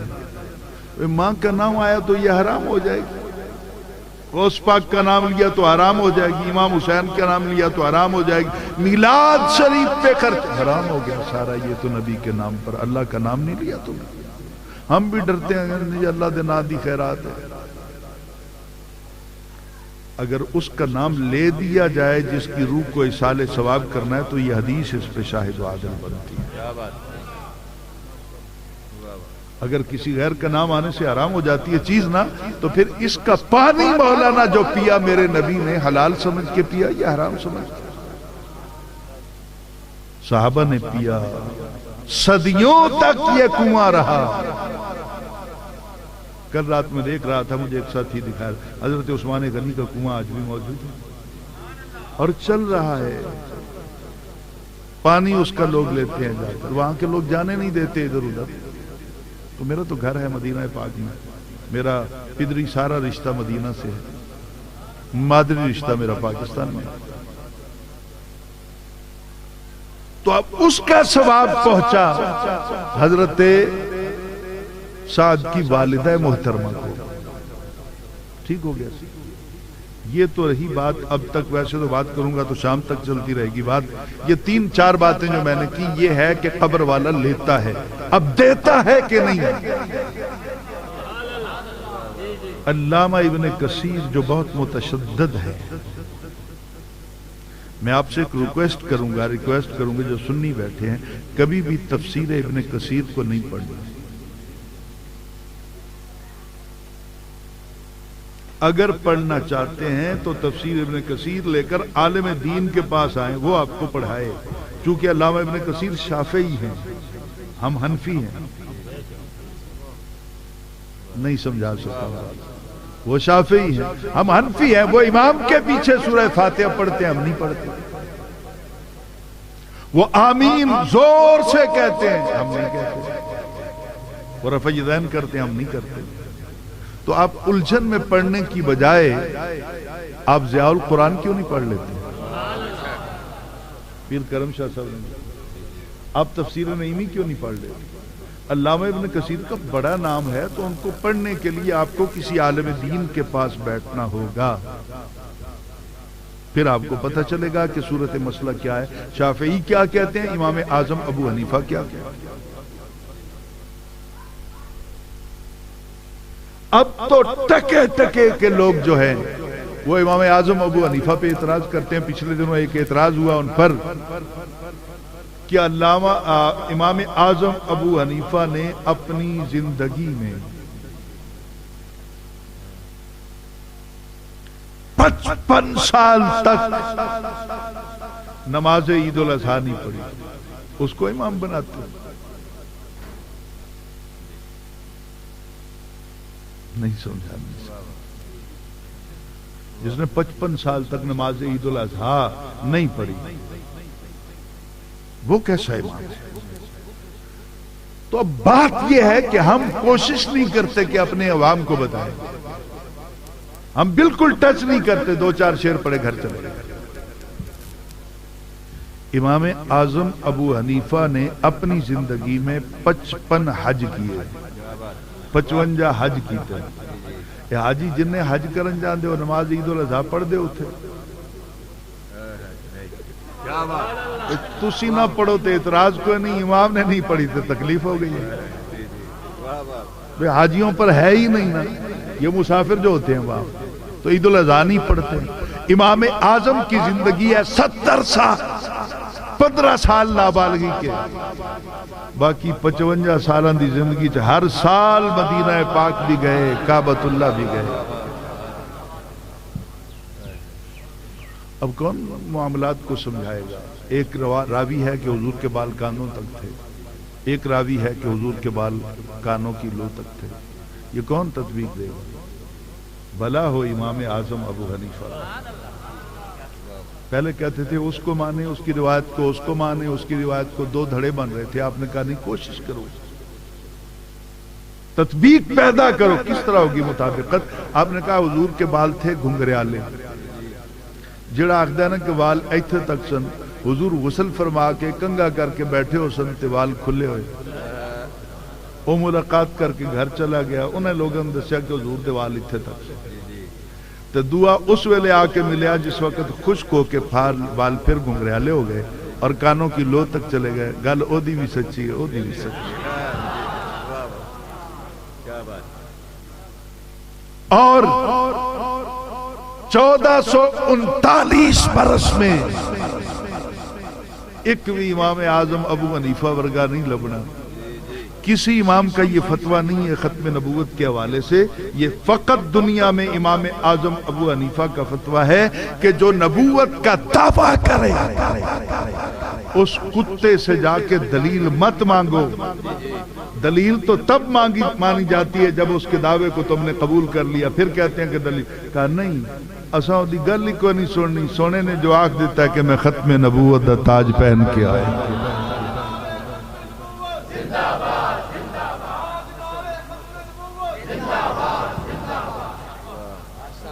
بات سمجھ میں آ رہی ہے سر؟ امام اعظم ابو حنیفہ رحمت اللہ تعالی علیہ ورضی اللہ تعالی عنہ، آپ کے سامنے امام کے پیچھے سورہ فاتحہ پڑھنے کا مسئلہ آ گیا۔ اب امام بخاری نے اس روایت کو لکھا ہے، بادشاہ ہیں آپ، میں تو امام بخاری کے پیروں کی خاک کے برابر بھی نہیں ہوں، بہت بڑا مرتبہ ہے ان کا، لیکن چونکہ وہ میرے امام کا نام جب لیتے ہیں تو قال بعضنا کہہ کے گزارا کرتے ہیں، جو علماء جانتے ہیں اس بات،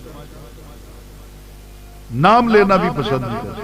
حالانکہ امام اعظم ابو حنیفہ کے 21 شاگرد ہیں جو امام بخاری کے استاد ہیں۔ حضور ثلاثیات بخاری نکال لینا، وہ روایت جو امام بخاری کے پاس صرف 3 راویوں سے پہنچ گئی، یعنی قریب قریب بالکل صحیح روایت ہے۔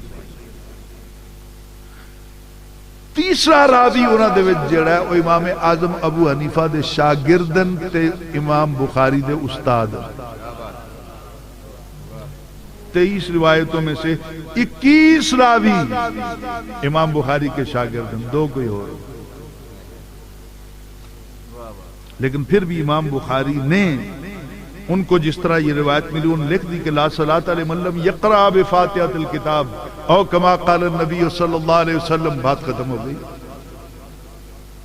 لیکن اس روایت کی صحیح سند جو ہے وہ موطا امام مالک کے اندر ہے، وہاں پہ ہے کہ لا صلاۃ لمن لم یقرأ بفاتحۃ الکتاب الا ان یکون وراء الامام۔ حضور نے یہ نہیں آکھیا کہ جڑا سورہ فاتحہ نہ پڑھے نماز نہیں ہوندی، حضور نے فرمایا او دی نہیں ہوندی جڑا امام تو وکھرا پڑھدا پیا ہوئے کلا، تو جڑا امام دے پیچھے کھڑا ہوئے قرۃ الامام قرۃ لہو، امام دی قرۃ دے واسطے کافی ہو جائے گی۔ اب آپ ایک بات یاد کر لیں، اگر کسی وقت میں پھر آؤں میں پوچھ لوں آپ سے تو وعدہ کرتے ہیں تو میں آپ کو سنا دیتا ہوں۔ اب اہل حدیث حضرات جو ہیں وہ کہتے ہیں کہ جو سورہ فاتحہ نہیں پڑھتا نا امام کے پیچھے اس کی نماز نہیں ہوتی۔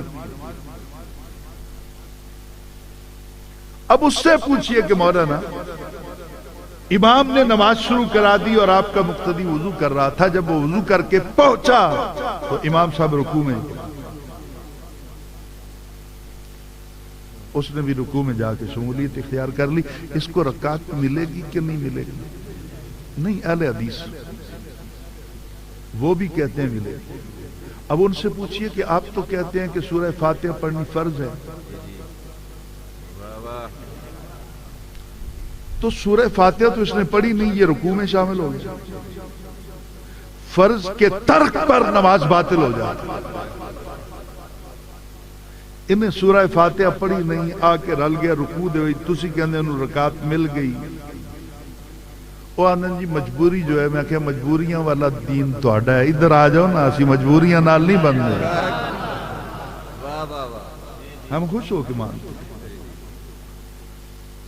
امام بخاری تلاش کر کے لائے کہ سرکار نے سورہ فاتحہ پڑھنے کے بعد آمین کہا، اور صحابہ نے اتنی زور سے آمین کہا کہ مسجد نبوی گونج گئی۔ امام اعظم کے سامنے جب راوی نے بیان کیا تو آپ نے کہا کہ تمہارا یہ فہم ہے، میں اس روایت کو نہیں مانتا۔ پوچھا کیوں؟ کہا میں اس کو مانوں تو عقل بھی نہیں میری مانے گی اور قرآن بھی نہیں مانے گا۔ پوچھا کیوں؟ انہوں نے کہا عقل اس واسطے نہیں مندی کہ مسجد نبوی دیاں کچیاں دیواراں کھجور دیاں چھڑیاں اتے پا کے چھت پائی ہوئی، تو اتھے کوئی شور جنہ پاوے وہ چھت گونج نہیں سکتی۔ چھت گونج دی ہے جڑی پکی عمارت دی تے گنبد بنے ہوئے۔ میری عقل نہیں مندی کہ صحابہ نے اتنی زور دی آمین کہی کہ مسجد گونج گئی، یہ ہو ہی نہیں سکتا۔ پھر کہا قرآن بھی نہیں مانتا، کیوں؟ یا ایھا الذین آمنوا لا ترفعوا اصواتکم فوق صوت النبی۔ قرآن نہیں مانتا۔ اے نبی کے غلاموں، اپنی آوازوں کو نبی کی آواز پر مت بلند کرو۔ سرکار نے آمین آکھیا تے مسجد نہیں گونجی، صحابہ نے آمین آکھیا مسجد گونج گئی، تے صحابہ دی آواز بلند ہو گئی نا، تو ان تحبط اعمالکم، حبط اعمال ضائع کر دیے جائیں گے۔ آپ نے کہا اس راوی کو میں تیری بیان کردہ روایت کو اگر مان لوں تو صدیق اکبر کا ایمان نہیں بچتا۔ اور وہ بھی تو حدیث نبی پاک کی ہے نا، کسی اور نے تو بیان نہیں کی۔ آپ نے کہا کہ جب امام سورہ فاتحہ ختم کر لے، اذا قال الامام والضالین فقولوا آمین، پھر تم اس وقت آمین کہو تو کس طرح؟ تامین الملائکہ، جیسے فرشتے آمین کہتے ہیں۔ فرشتیاں دی آواز کوئی نہیں آندی، تسی بھی بندے دے پتر بن کے آہستہ کہہ لو آمین، پچھلے گناہ معاف ہو جائے۔ سورہ فاتحہ ہم نے قرآن پاک کی آیت پڑھی، وَإِذَا قُرِئَ الْقُرْآنُ فَاسْتَمِعُوا لَهُ وَأَنصِتُوا لَعَلَّكُمْ تُرْحَمُونَ۔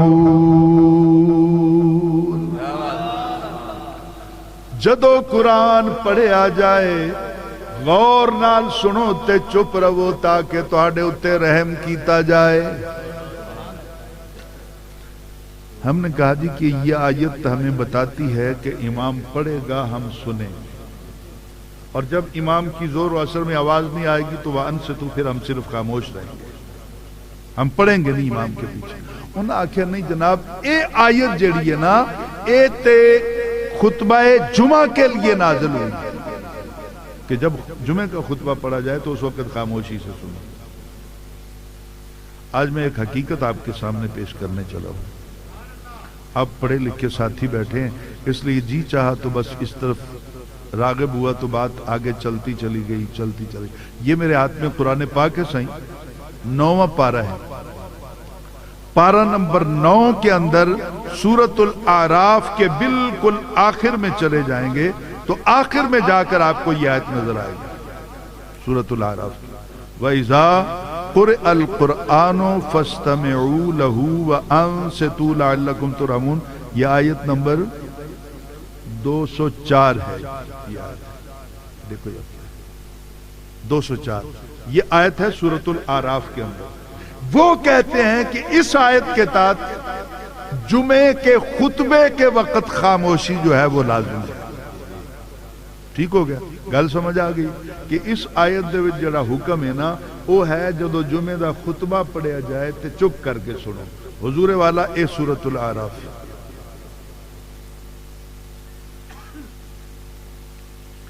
اس کا ٹائٹل آپ خود پڑھیں، سورۃ الاعراف، یہ دیکھیے مکیتن، کیا لکھا ہوا ہے؟ مکیتن۔ اے سورہ اعراف جیڑی ہے اے مکے دے وچ نازل ہوئی۔ اور سورہ جمعہ اتفاق سے دیکھیے میرے اللہ نے مدد کی پہلی باری سورۃ الجمعہ مدنیت مکہ تے جمعہ ہے ہی نہیں سی آیت کے میں نازل ہو گئی کیا بات واہ واہ نہیں سمجھا نہیں سکا مکے میں جمعہ ہی نہیں تھا وہ آیت مکے میں نازل ہوئی جمعہ مدینے میں فرض ہوا ہے حال جمعہ آیا ہی نہیں اور خطبہ جمعہ اچھا پھر دوسرا انہوں نے کہا نہیں جی بات یہ ہے کہ ایک تو یہ ہے چلو آپ نے یہ ثابت کر دیا بات یہ ہے کہ اللہ تعالیٰ نے کافروں کو منع کیا کہ جب میرا نبی قرآن پڑھے یا صحابہ پڑھیں تو تم خاموش رہا کرو شور نہ مچایا کرو میں نے کہا یہ بھی قرآن پاک کی اس آیت میں دیکھ لیتے ہیں کہ آیت کا منشا یہی ہے یہ پارہ نمبر اپنا آ جائیں تو 9 میں سورۃ الاعراف آیت نمبر 204 وہی ہے وَإِذَا قُرِئَ الْقُرْآنُ فَاسْتَمِعُوا لَهُ وَأَنصِتُوا لَعَلَّكُمْ تُرْحَمُونَ میں کہ مولانا قرآن پاک پڑھیں صحابہ اور کافروں کو حکم ہے کہ وہ خاموشی سے سنیں اور چپ رہیں لعلکم ترحمون تاکہ تم پر رحم کیا جائے کیا کوئی کافر صرف سن لے قرآن پاک جنتی ہو جائے گا کلمہ نہیں پڑھا دین اسلام کے عقیدے کو نہیں مانا صرف قرآن سن کے خاموش ہو جائے تو لعلکم ترحمون اس پر رحم کیا جائے گا اسے جنت دی جائے گی مولانا ایک کافراں واسطے نہیں ایک جمعے واسطے نہیں اے امام دے پیچھے پڑھن والے ہیں واسطے میں اس طرح کی مثالیں دوں گا تو مجھے 30 سال ہوئے بات کرتے ہوئے 30 باتیں بھی بتاؤں گا تو شام ہو جائے گی اب بات کو آگے لے کے چلتے ہیں میرا وہ نبی جو اتنا با اختیار ہے سنیے آدم علیہ السلام آئے جنت میں سے جنت چی رہندے سے جنت جو آئے اتھے بھی خدا دا غضب پتہ نہیں کیوں نہیں نازل ہوندا انہاں دے اوتے جڑے آخدن کہ آدم علیہ السلام کو لو غلطی ہو گئی گناہ ہو گیا پھر آپ زمین دے اوتے تشریف لے کے حضور گناہ کی سزا ہوتی ہے نا بولو سیدھی سیدھی گل کر دیں گناہ دی سزا ہوندی ہے قاتل ثابت ہو گیا قتل سزا ہوئے گی نا اس میں بولو تاحیات قید عمر قید یا پھر پھانسی تختہ دار یہی سزا ہوئے گی اگر جج صاحب فیصلہ لکھن کہ قتل ثابت ہو گیا ہے مجرم نے اقرار کر لیا ہے گواہ موجوداً آلہ قتل برآمد ہو گیا ہے لہذا ایک قاتل ہے عدالت اس نو سزا دے طور دوتے ساری زندگی واسطے دے گھر بھیج دی پئی ہے بولو انصاف ہے اگر آج دا جج کوئی کرے تو اسی کہنے انصاف نہیں اللہ تعالیٰ تو وڈا بھی کوئی جج ہے کوئی جسٹس ہے نہیں ہے اس نے فیصلہ کی تھا آدم علیہ السلام دے اوتے اے فتوہ لگا کہ انہوں نے جرم کیتا ہے ٹھیک ہے تے اللہ تعالیٰ بھیجدا پہ گھر انی جائلن فی الارض خلیفہ زمین تک گھر ہے نا آدم علیہ السلام نے پھر اللہ تعالیٰ نبوت چھین لیتا گھر نہ بھیجتا کہیں اور بھیجتا سزا کے لیے تو اللہ تعالیٰ نے آدم علیہ السلام کو گھر بھیج کر قیامت تک کے لیے بتا دیا تسی جو سمجھ دے رہو میری نظرچ آدم کل بھی معصوم سی اج بھی معصوم آدم علیہ السلام جنت میں رہے تو جنت سے آپ ایک ڈنڈا لے کے آئے بس کل کائنات رہے بھی جنت تے جنت چوان لگے ایک ڈنڈا لے جڑے وراثتاً منتقل ہوندا ہے حضرت موسیٰ علیہ السلام تک فَأَلْقَى عَصَاهُ یہ وہی ڈنڈا سی جڑا حضرت شعیب علیہ السلام تک آیا آپ نے اپنی بیٹی دی حضرت موسیٰ علیہ السلام کو تو ساتھ یہ جنت کا تحفہ بھی اپنے داماد کو دے دیا اب بھی اس کی تاریخ ہے وہ کہاں پر موجود ہے میں نے اپنی تفسیر میں اس کے بارے میں لکھا کافی لکھا کوئی تقریباً 200 صفحات پہ لکھا آدم علیہ السلام جنت میں سے آئے جنت کا ایک ڈنڈا وہ ساتھ لے کے آئے اور آگے ان کی اولاد میں منتقل ہوا میرا نبی جنت دے وچوں نہیں آیا میرا نبی کسی اور کی رحمت کی جھولی میں رہا जन्नत चो इस दुनिया ते नहीं आए, आदम जन्नत दे विचों इस दुनिया ते आया। मेरा नबी किसी और देश से इस दुनिया पे आया। आदम जन्नत दे विचों आए ते एक सिर्फ डंडा लेके आए। मेरा नबी जन्नत दे विचों नहीं आया, पूरी जन्नत ले आके मां दे पैरों थले रख दी, और पूरी जन्नत ला के मेरे नबी ने मस्जिद नबी के अंदर रख दी है। और वो उस्तवाना हनाना, वो खजूर का खुश्क टुकड़ा जो हुजूर के पहलू में लगा और फिर बाद में बिछड़ के रोया, बहुत रोया। सरकार ने उठकर अपने सीने से लगा लिया। अब उससे सरकार पूछते हैं, आज तू जो चाहे, अगर तुम चाहो तो मैं यहां लगा दूं तुम्हें, कयामत तक तेरा फल नेक लोग खाएंगे। नहीं समझा सकते। ਇਹ ਲੱਗ ਜਾਂਦਾ ਨਾ ਕਦੀ ਉੱਥੇ ਦਰਖਤ ਤੇ ਕਈਆਂ ਦੇ ਪੁੱਲ ਖੁੱਲ ਜਾਣੇ ਸਨ, ਕਿਉਂਕਿ ਫਿਰ ਜਿਹਨੇ ਮਦੀਨੇ ਜਾਣਾ ਸੀ ਉਹਨੇ ਫਲ ਖਾਣਾ ਸੀ ਤੇ ਲੱਗਣਾ ਵੀ ਬਿਲਕੁਲ ਰੋਜ਼ੇ ਦੇ ਨਾਲ ਸੀ। ਕੁਝ ਰੋਜ਼ੇ ਤੇ ਨਹੀਂ ਜਾਂਦੇ ਨਾ, ਉਹਨਾਂ ਦੇ ਉੱਥੇ ਕੋਈ ਆਪਣੇ नहीं रहते। तो तल्ख बातें मैं नहीं करूंगा, अब हालात बेहतर नहीं है। तो अब गौर से सुनिएगा मेरी बात, चाहो तो मैं यहां लगा देता हूं, नहीं। कम लिया अपनी औकात तो वेख दे सोना मेहरबान ही हो गया, ते आ जावे तेरे ते बहार है थोड़ी। पर कभी कभी बेऔकातों को भी औकात मिल जाती है। जो साईं तकड़ा होवे ने देना, वो क्या नहीं मैंने इधर नहीं रहना, किथे रहना है जन्नत ते रहना भी उत्थे जिथे तुहाडा घर है। तो सरकार ने उसी वक्त साहबा से कहा कि बेलचे कुदालें, जो भी उस दौर के अंदर था वो सामान लेके आओ। गड़ा खोदा, वहां उसको दफन कर दिया। अब कोई सहाबी ने, किसी ने सरकार से नहीं पूछा हुजूर इन्हें जन्नत जाना है, जन्नत की लोकेशन है इंद सिदरतुल मुंतहा, सिदरतुल मुंतहा इंदहा जन्नतुल मावा। सिदरतुल मुंतहा दे कुर्बो जवार जन्नत है, जन्नत एडी दूर तुसी इत्थे दफना दी। नहीं समझा सकते, यहां दफना दिया। यह इख्तियार मेरे मुस्तफा का। अब सुनिए मैं इससे किस तरह दलील साबित करूंगा। सरकार ने यहां दफन कर दिया और कोई सहाबी ना बोला, जिससे पता चला कि सहाबा का अकीदा था कि हुजूर जन्नत के मालिक हैं, कि मालिका दी मर्जी है इत्थे देन या उत्थे देन।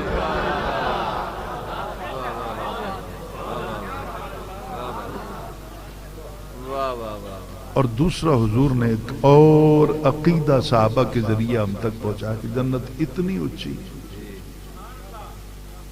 और गड़ा खोद के आपके कदमों के नीचे उसको जन्नत में पहुंचा दिया गया। पता चला जितनी भी ऊंची हो जाए ना जन्नत, रहनी मुस्तफा दे कदमा तो थल्ले। और जो जन्नत तेरे नबी के कदमों से ऊंची नहीं हो सकती, तू उसका मिसल तलाश करता फिरता।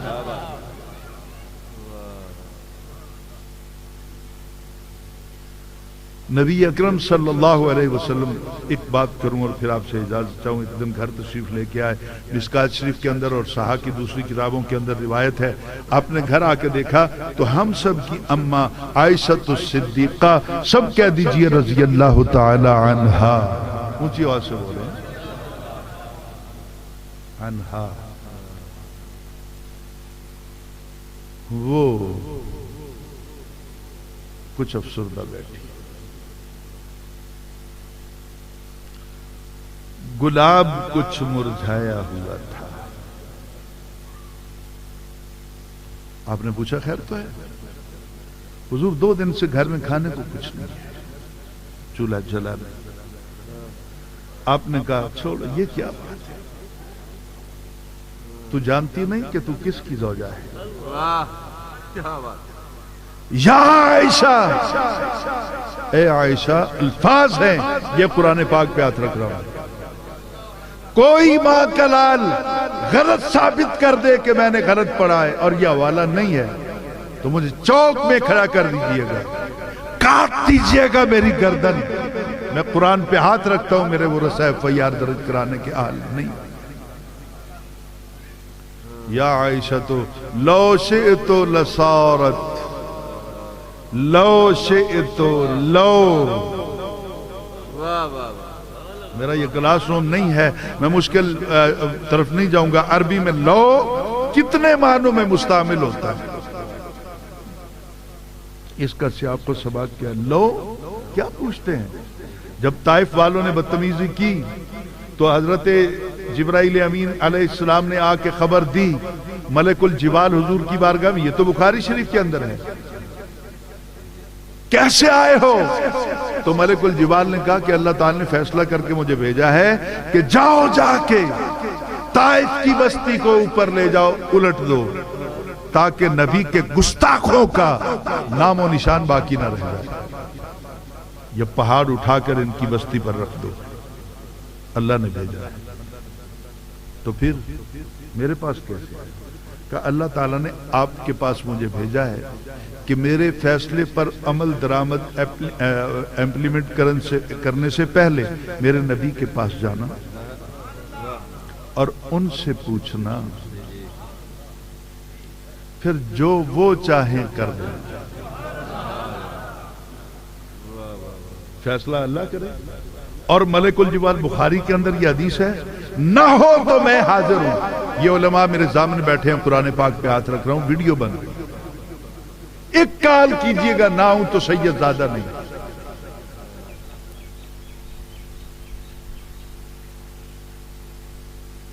وہ آ گئے. الفاظ میرے ذہن میں اس وقت نہیں آ رہے ہیں. تو وہ انہوں نے آقا حضور اگر آپ چاہیں فیصلہ رب دا ہے، ان کسی اور دے چاہن دی کیڑی گل ہے. ان شئتا، اگر آپ چاہیں تو میں عمل کروں. آپ نے فرمایا لا.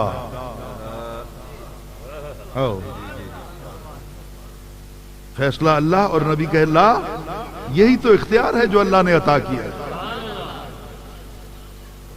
آپ چاہیں تو میں پہاڑ رکھ دوں ان کے سر پر یا ان کی بستی کو الٹ دوں. تو آپ نے کہا لا بل ارجو ان یخرج اللہ من اصلابہم. لا مٹانا نہیں، بل مولانا بیٹھنا کس دن بات کرتے ہیں، بل اضراب کے لیے ہے یا ابطال کے لیے؟ بیٹھ بات کر اس میں. اور آگے ارجو رجا سے ہے. اس کا معنی ہوتا ہے امید ہے مجھے. ارجو مجھے امید ہے، مجھے امید ہے کہ کل بارش ہوگی. نہیں ہوتی. امید ہے کہ میں اس ٹائم پہنچ جاؤں گا. راستہ رک جاتا ہے، نہیں پہنچ سکتا. امیدیں پوری ہوتی ہیں، کبھی نہیں ہوتی. لیکن ملا علی قاری کا بھلا ہو جنہوں نے اس حدیث کی شرح کرتے ہوئے مرقات میں لکھا، انہوں نے کہا کوئی اور کہے ارجو تو معنی ہوتا ہے امید ہے. اگر نبی کہہ دیں تو ارجو کا معنی امید نہیں، معنی بنتا ہے یقین ہے.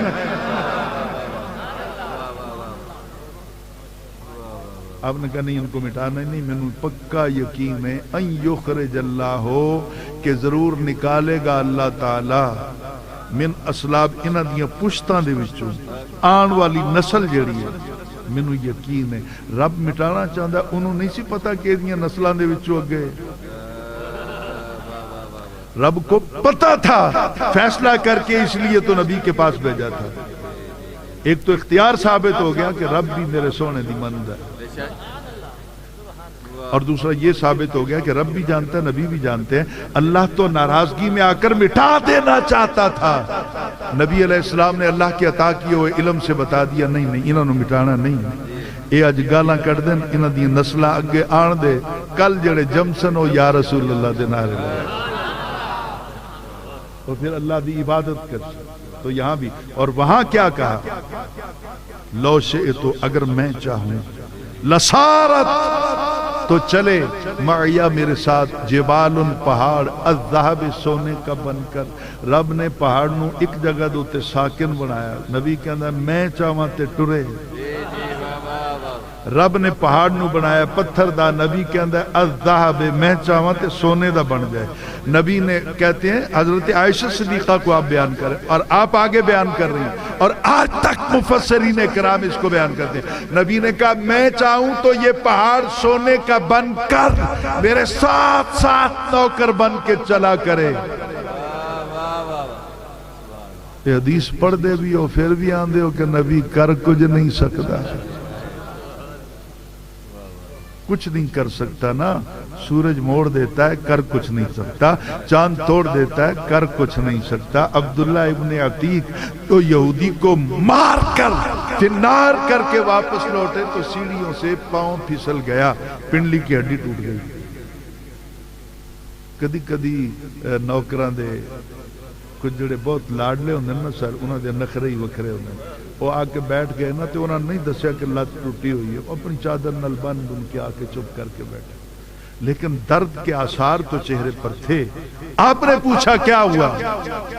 کہ سونا کچھ نہیں، بس اتردا پہ اسی پیر سلپ ہو گیا تو میں لت ٹوٹ گئی. آپ نے فرمایا گیا کول، یہ بخاری شریف میں آگے بلایا اور کہا ٹانگ سیدھی کرو، سیدھی کر دی. فمسح یدہ، لعاب دہن نہیں لگایا، کیونکہ حضور کے لعاب دہن میں شفا نہیں ہے. میں قرآن سامنے رکھا ہے، نہیں ہے حضور کے لعاب دہن میں شفا. شفا نبی کے ارادے میں ہے. لعاب لگا دیں تب، ہاتھ پھیر دیں تب. اصل تو چاہت مصطفیٰ کی ہے نا، اصل تو چاہت اختیار میرے آقا صلی اللہ علیہ وسلم. محمد بن حاتب بچے تھے جب ہانڈی الٹ گئی، پورا وجود آپ کا جو تھا وہ 90% جل گیا. ماں نے اسے ویلے نہ مٹی گلی لائی، نہ آلو کوٹ کے پانی کاٹ کے لایا، نہ کچھ. اسی طرح ماں نے اٹھایا، سینے سے لگایا تے ٹر پئی مدینے والی.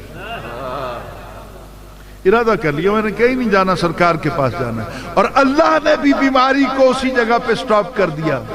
بچہ مدینے تک گیا، نہ ہائے نہ فریاد، نہ چلایا نہ رویا نہ مانگ، جب سکون سے ماں کی چھاتی سے لگا رہا. ماں پیدل چلتے ہوئے مدینے آئی.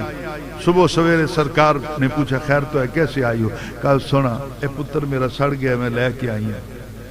میرا ارادہ سی تو نوکر بناوا، پر ہن سڑ جو گیا. میں کہا چلو ہن جو جب بھی ہے میں لے آئی ہوں. تو سرکار نے دیکھا مسکراتے ہوئے، یوں ہونٹوں پہ ہاتھ پھیرا، لعاب دہن، اور بس صرف یہ ایک مرتبہ پورے جسم پہ ہاتھ پھیر دیا. ہر زخم پہ لعاب نہیں لگا، ایک بار ٹچ کیا اور پھر یوں ہاتھ پھیرتے چلے گئے سارے جسم پہ. حضرت محمد بن عاتب جوان ہو کر صحابی رسول بن کر مدینے میں آنے والوں کو بتایا کرتے تھے کہ دیکھو میں اس مرشد کا نوکر ہوں جس نے میری موت کو حیات میں بدل دیا. دیکھ لو میرے جسم پہ نشان کو نہیں کی ہویا، کسی نے کیا بچپن ہی سڑ گیا سا. میری ماں دس دی ہے کہ انج ہویا کہ ہر کوئی آن والا دیکھ کے سونے تو قربان جاندہ ہے کہ مرشد ہوئے تے ہو جاؤ. میدان حشر میں نا ہر نبی کی امت کے 10 15 20 100 200 جتنے بخشے جائیں گے نا وہ لائن میں کھڑے کر دیے جائیں گے، باقیوں کو دوزخ میں بھیج دیا جائے گا. ہمارے سرکار ساڈے مرشد لجپال نبی علیہ السلام کی باری آئے گی تو جنت والے تو جنت کے دروازے پہ کھڑے ہوں گے نا، اور پورے میدان میں منظر جو حضور اس کے پاس ایک کدھر لے جاندے ہو میرا ہے، وہ دیکھو ایک کدھر لے جاندے ہو میرا ہے، ادھر چلے ایک کدھر لے جاندے ہو، ایک ایک کو پکڑ پکڑ کے لائیں گے اور بخشوائیں گے. حضور پتہ نہیں میرا جملہ اگر شریعت کے عین مطابق ہو تو علماء بیٹھے ہیں پھر آپ اپریشیٹ کر کے مجھے اجازت دیں گے. وہ باقی نبیوں دے امتی بھی تویں دے کھڑے ہوں گے اور وہ سوچ رہے ہوں گے ساڑھے چو جنہوں نے بخشیا جانا سی آئے کھلوتے ہیں، باقی سارے ساڑھے گئے ادھر، ہمارے نبیوں نے تو کوئی سٹرگل نہیں کی. یہ کیسا مہربان ہے، اپنا کوئی جان ہی نہیں دیندہ اس پاس. یہ ایک ایک کو پکڑ پکڑ کے بخشوا رہے ہیں، اللہ کو منا رہے ہیں، رو رو کے بخشوا رہے ہیں، لیکن جنت میں لے جا رہے. تو اس وقت سابقہ نبیوں کی امتوں کے دل میں ایک خواہش ابھرے گی. میرا تصور یہ کہتا ہے کہ کاش ہم بھی تیرے ہوتے. دل سے دعا کیجئے گا اللہ تعالیٰ میری اور آپ کی حاضری کو. جی یہ ایک سوال ہے کہ اعتکاف کے دوران بندہ غسل کر سکتا ہے ٹھنڈک حاصل کرنے کے لیے کہ نہیں کر سکتا؟ اس میں تھوڑا سا ایک شبہ ہے جس کی وجہ سے یہ معاملہ مختلف ہو جاتا ہے. اعتکاف دو قسم کا ہے. ایک اعتکاف واجب ہوتا ہے، سن لیجئے، ایک اعتکاف نفل ہوتا ہے۔ اعتکاف واجب آپ نے منت مانی کہ میری فلاں مشکل آسان ہو جائے تو میں اتنے دن مسجد میں اعتکاف کروں گا، یہ ہے اعتکاف واجب۔ اور اعتکاف سنت یا اعتکاف نفل جو ہے وہ ہے رمضان شریف میں آخری 10 ایام میں مسجد شریف میں اعتکاف کے لیے بیٹھنا۔ اعتکاف واجب جو ہے اس میں آپ نہیں نہا سکتے، یہ باقاعدہ علامہ شامی نے اس پر بحث کی، قطعی طور پہ آپ نہیں نہا سکتے۔ یہ اعتکاف سنت جو ہے رمضان شریف والا، اس میں اگر ضرورت محسوس کریں، گرمی بہت زیادہ ہو، پسینہ زیادہ آ رہا ہو، تو آپ مسجد کے قریب ہی اگر ساتھ ملحقہ کوئی بات وغیرہ ہیں تو ان میں جا کے آپ غسل کر سکتے ہیں۔ اس پہ باقاعدہ طور پہ علامہ شامی نے بات کی ہے اور دیگر ائمہ نے بھی اس پر بات کی ہے کہ اعتکاف کی 2 قسمیں ہیں، تو وہ صرف اعتکاف نظر سے گزرتا ہے تو نہیں نہانا، تو وہ اعتکاف واجب ہے۔ یہ اعتکاف نفل، یہ اعتکاف سنت ہے، اس کے بارے میں لکھا اس طرح گیا ہے۔ لیکن پھر اس پر علماء نے یہ بھی کہا ہے کہ بہتر یہی ہے جدو بیٹھ ہی گیا بندہ تو پھر 10 دن نہان تو بغیر کیا، جس نو ذکر خدا اور ذکر رسول نال ٹھنڈک نہیں ملتی، غسل خانے جا کے زیادہ لب جانی ہے۔ کہ بہتر ہے کہ وہ زیادہ ٹائم جتنا بھی ہو سکے وہ اللہ کے حضور ہی حاضر رہے۔ تو دل سے دعا کریں کہ اللہ تعالیٰ میرا اور آپ کا حامی و ناصر ہو، اللہ تعالیٰ میرے پاک وطن کو امن کا گہوارہ بنائے۔ آخر میں نے آپ سے ایک بھیک مانگنی ہے، آپ یقیناً ایک سید زادے کی جھولی کو بھر دیں گے۔ اپنوں سے ہی بندہ مانگتا ہے، لیکن میں مانگ لیتا ہوں، ہو سکتا ہے کہ میں جو مانگ رہا ہوں تسی بھی وہی مانگتے پھر دے ہو۔ جو میں مانگنے چلا ہوں آپ کی جیب میں نہیں ہے، وہ آپ کے دل میں ہے۔ تو آئیے مل کے مانگ لیتے ہیں کہ یا اللہ ہم سب کو مرنے سے پہلے پہلے نبی پاک کا دیدار نصیب فرمائے۔ ہماری مشکلیں، میرے میزبانوں پر اللہ تعالیٰ اپنی کروڑوں رحمتیں نازل فرمائے جنہوں نے یہ خوبصورت بزم سجائی۔ اللہ تعالیٰ ہم سب کا حامی و ناصر ہو۔ وآخر دعوانا ان الحمد للہ رب العالمین۔ مصطفیٰ جانے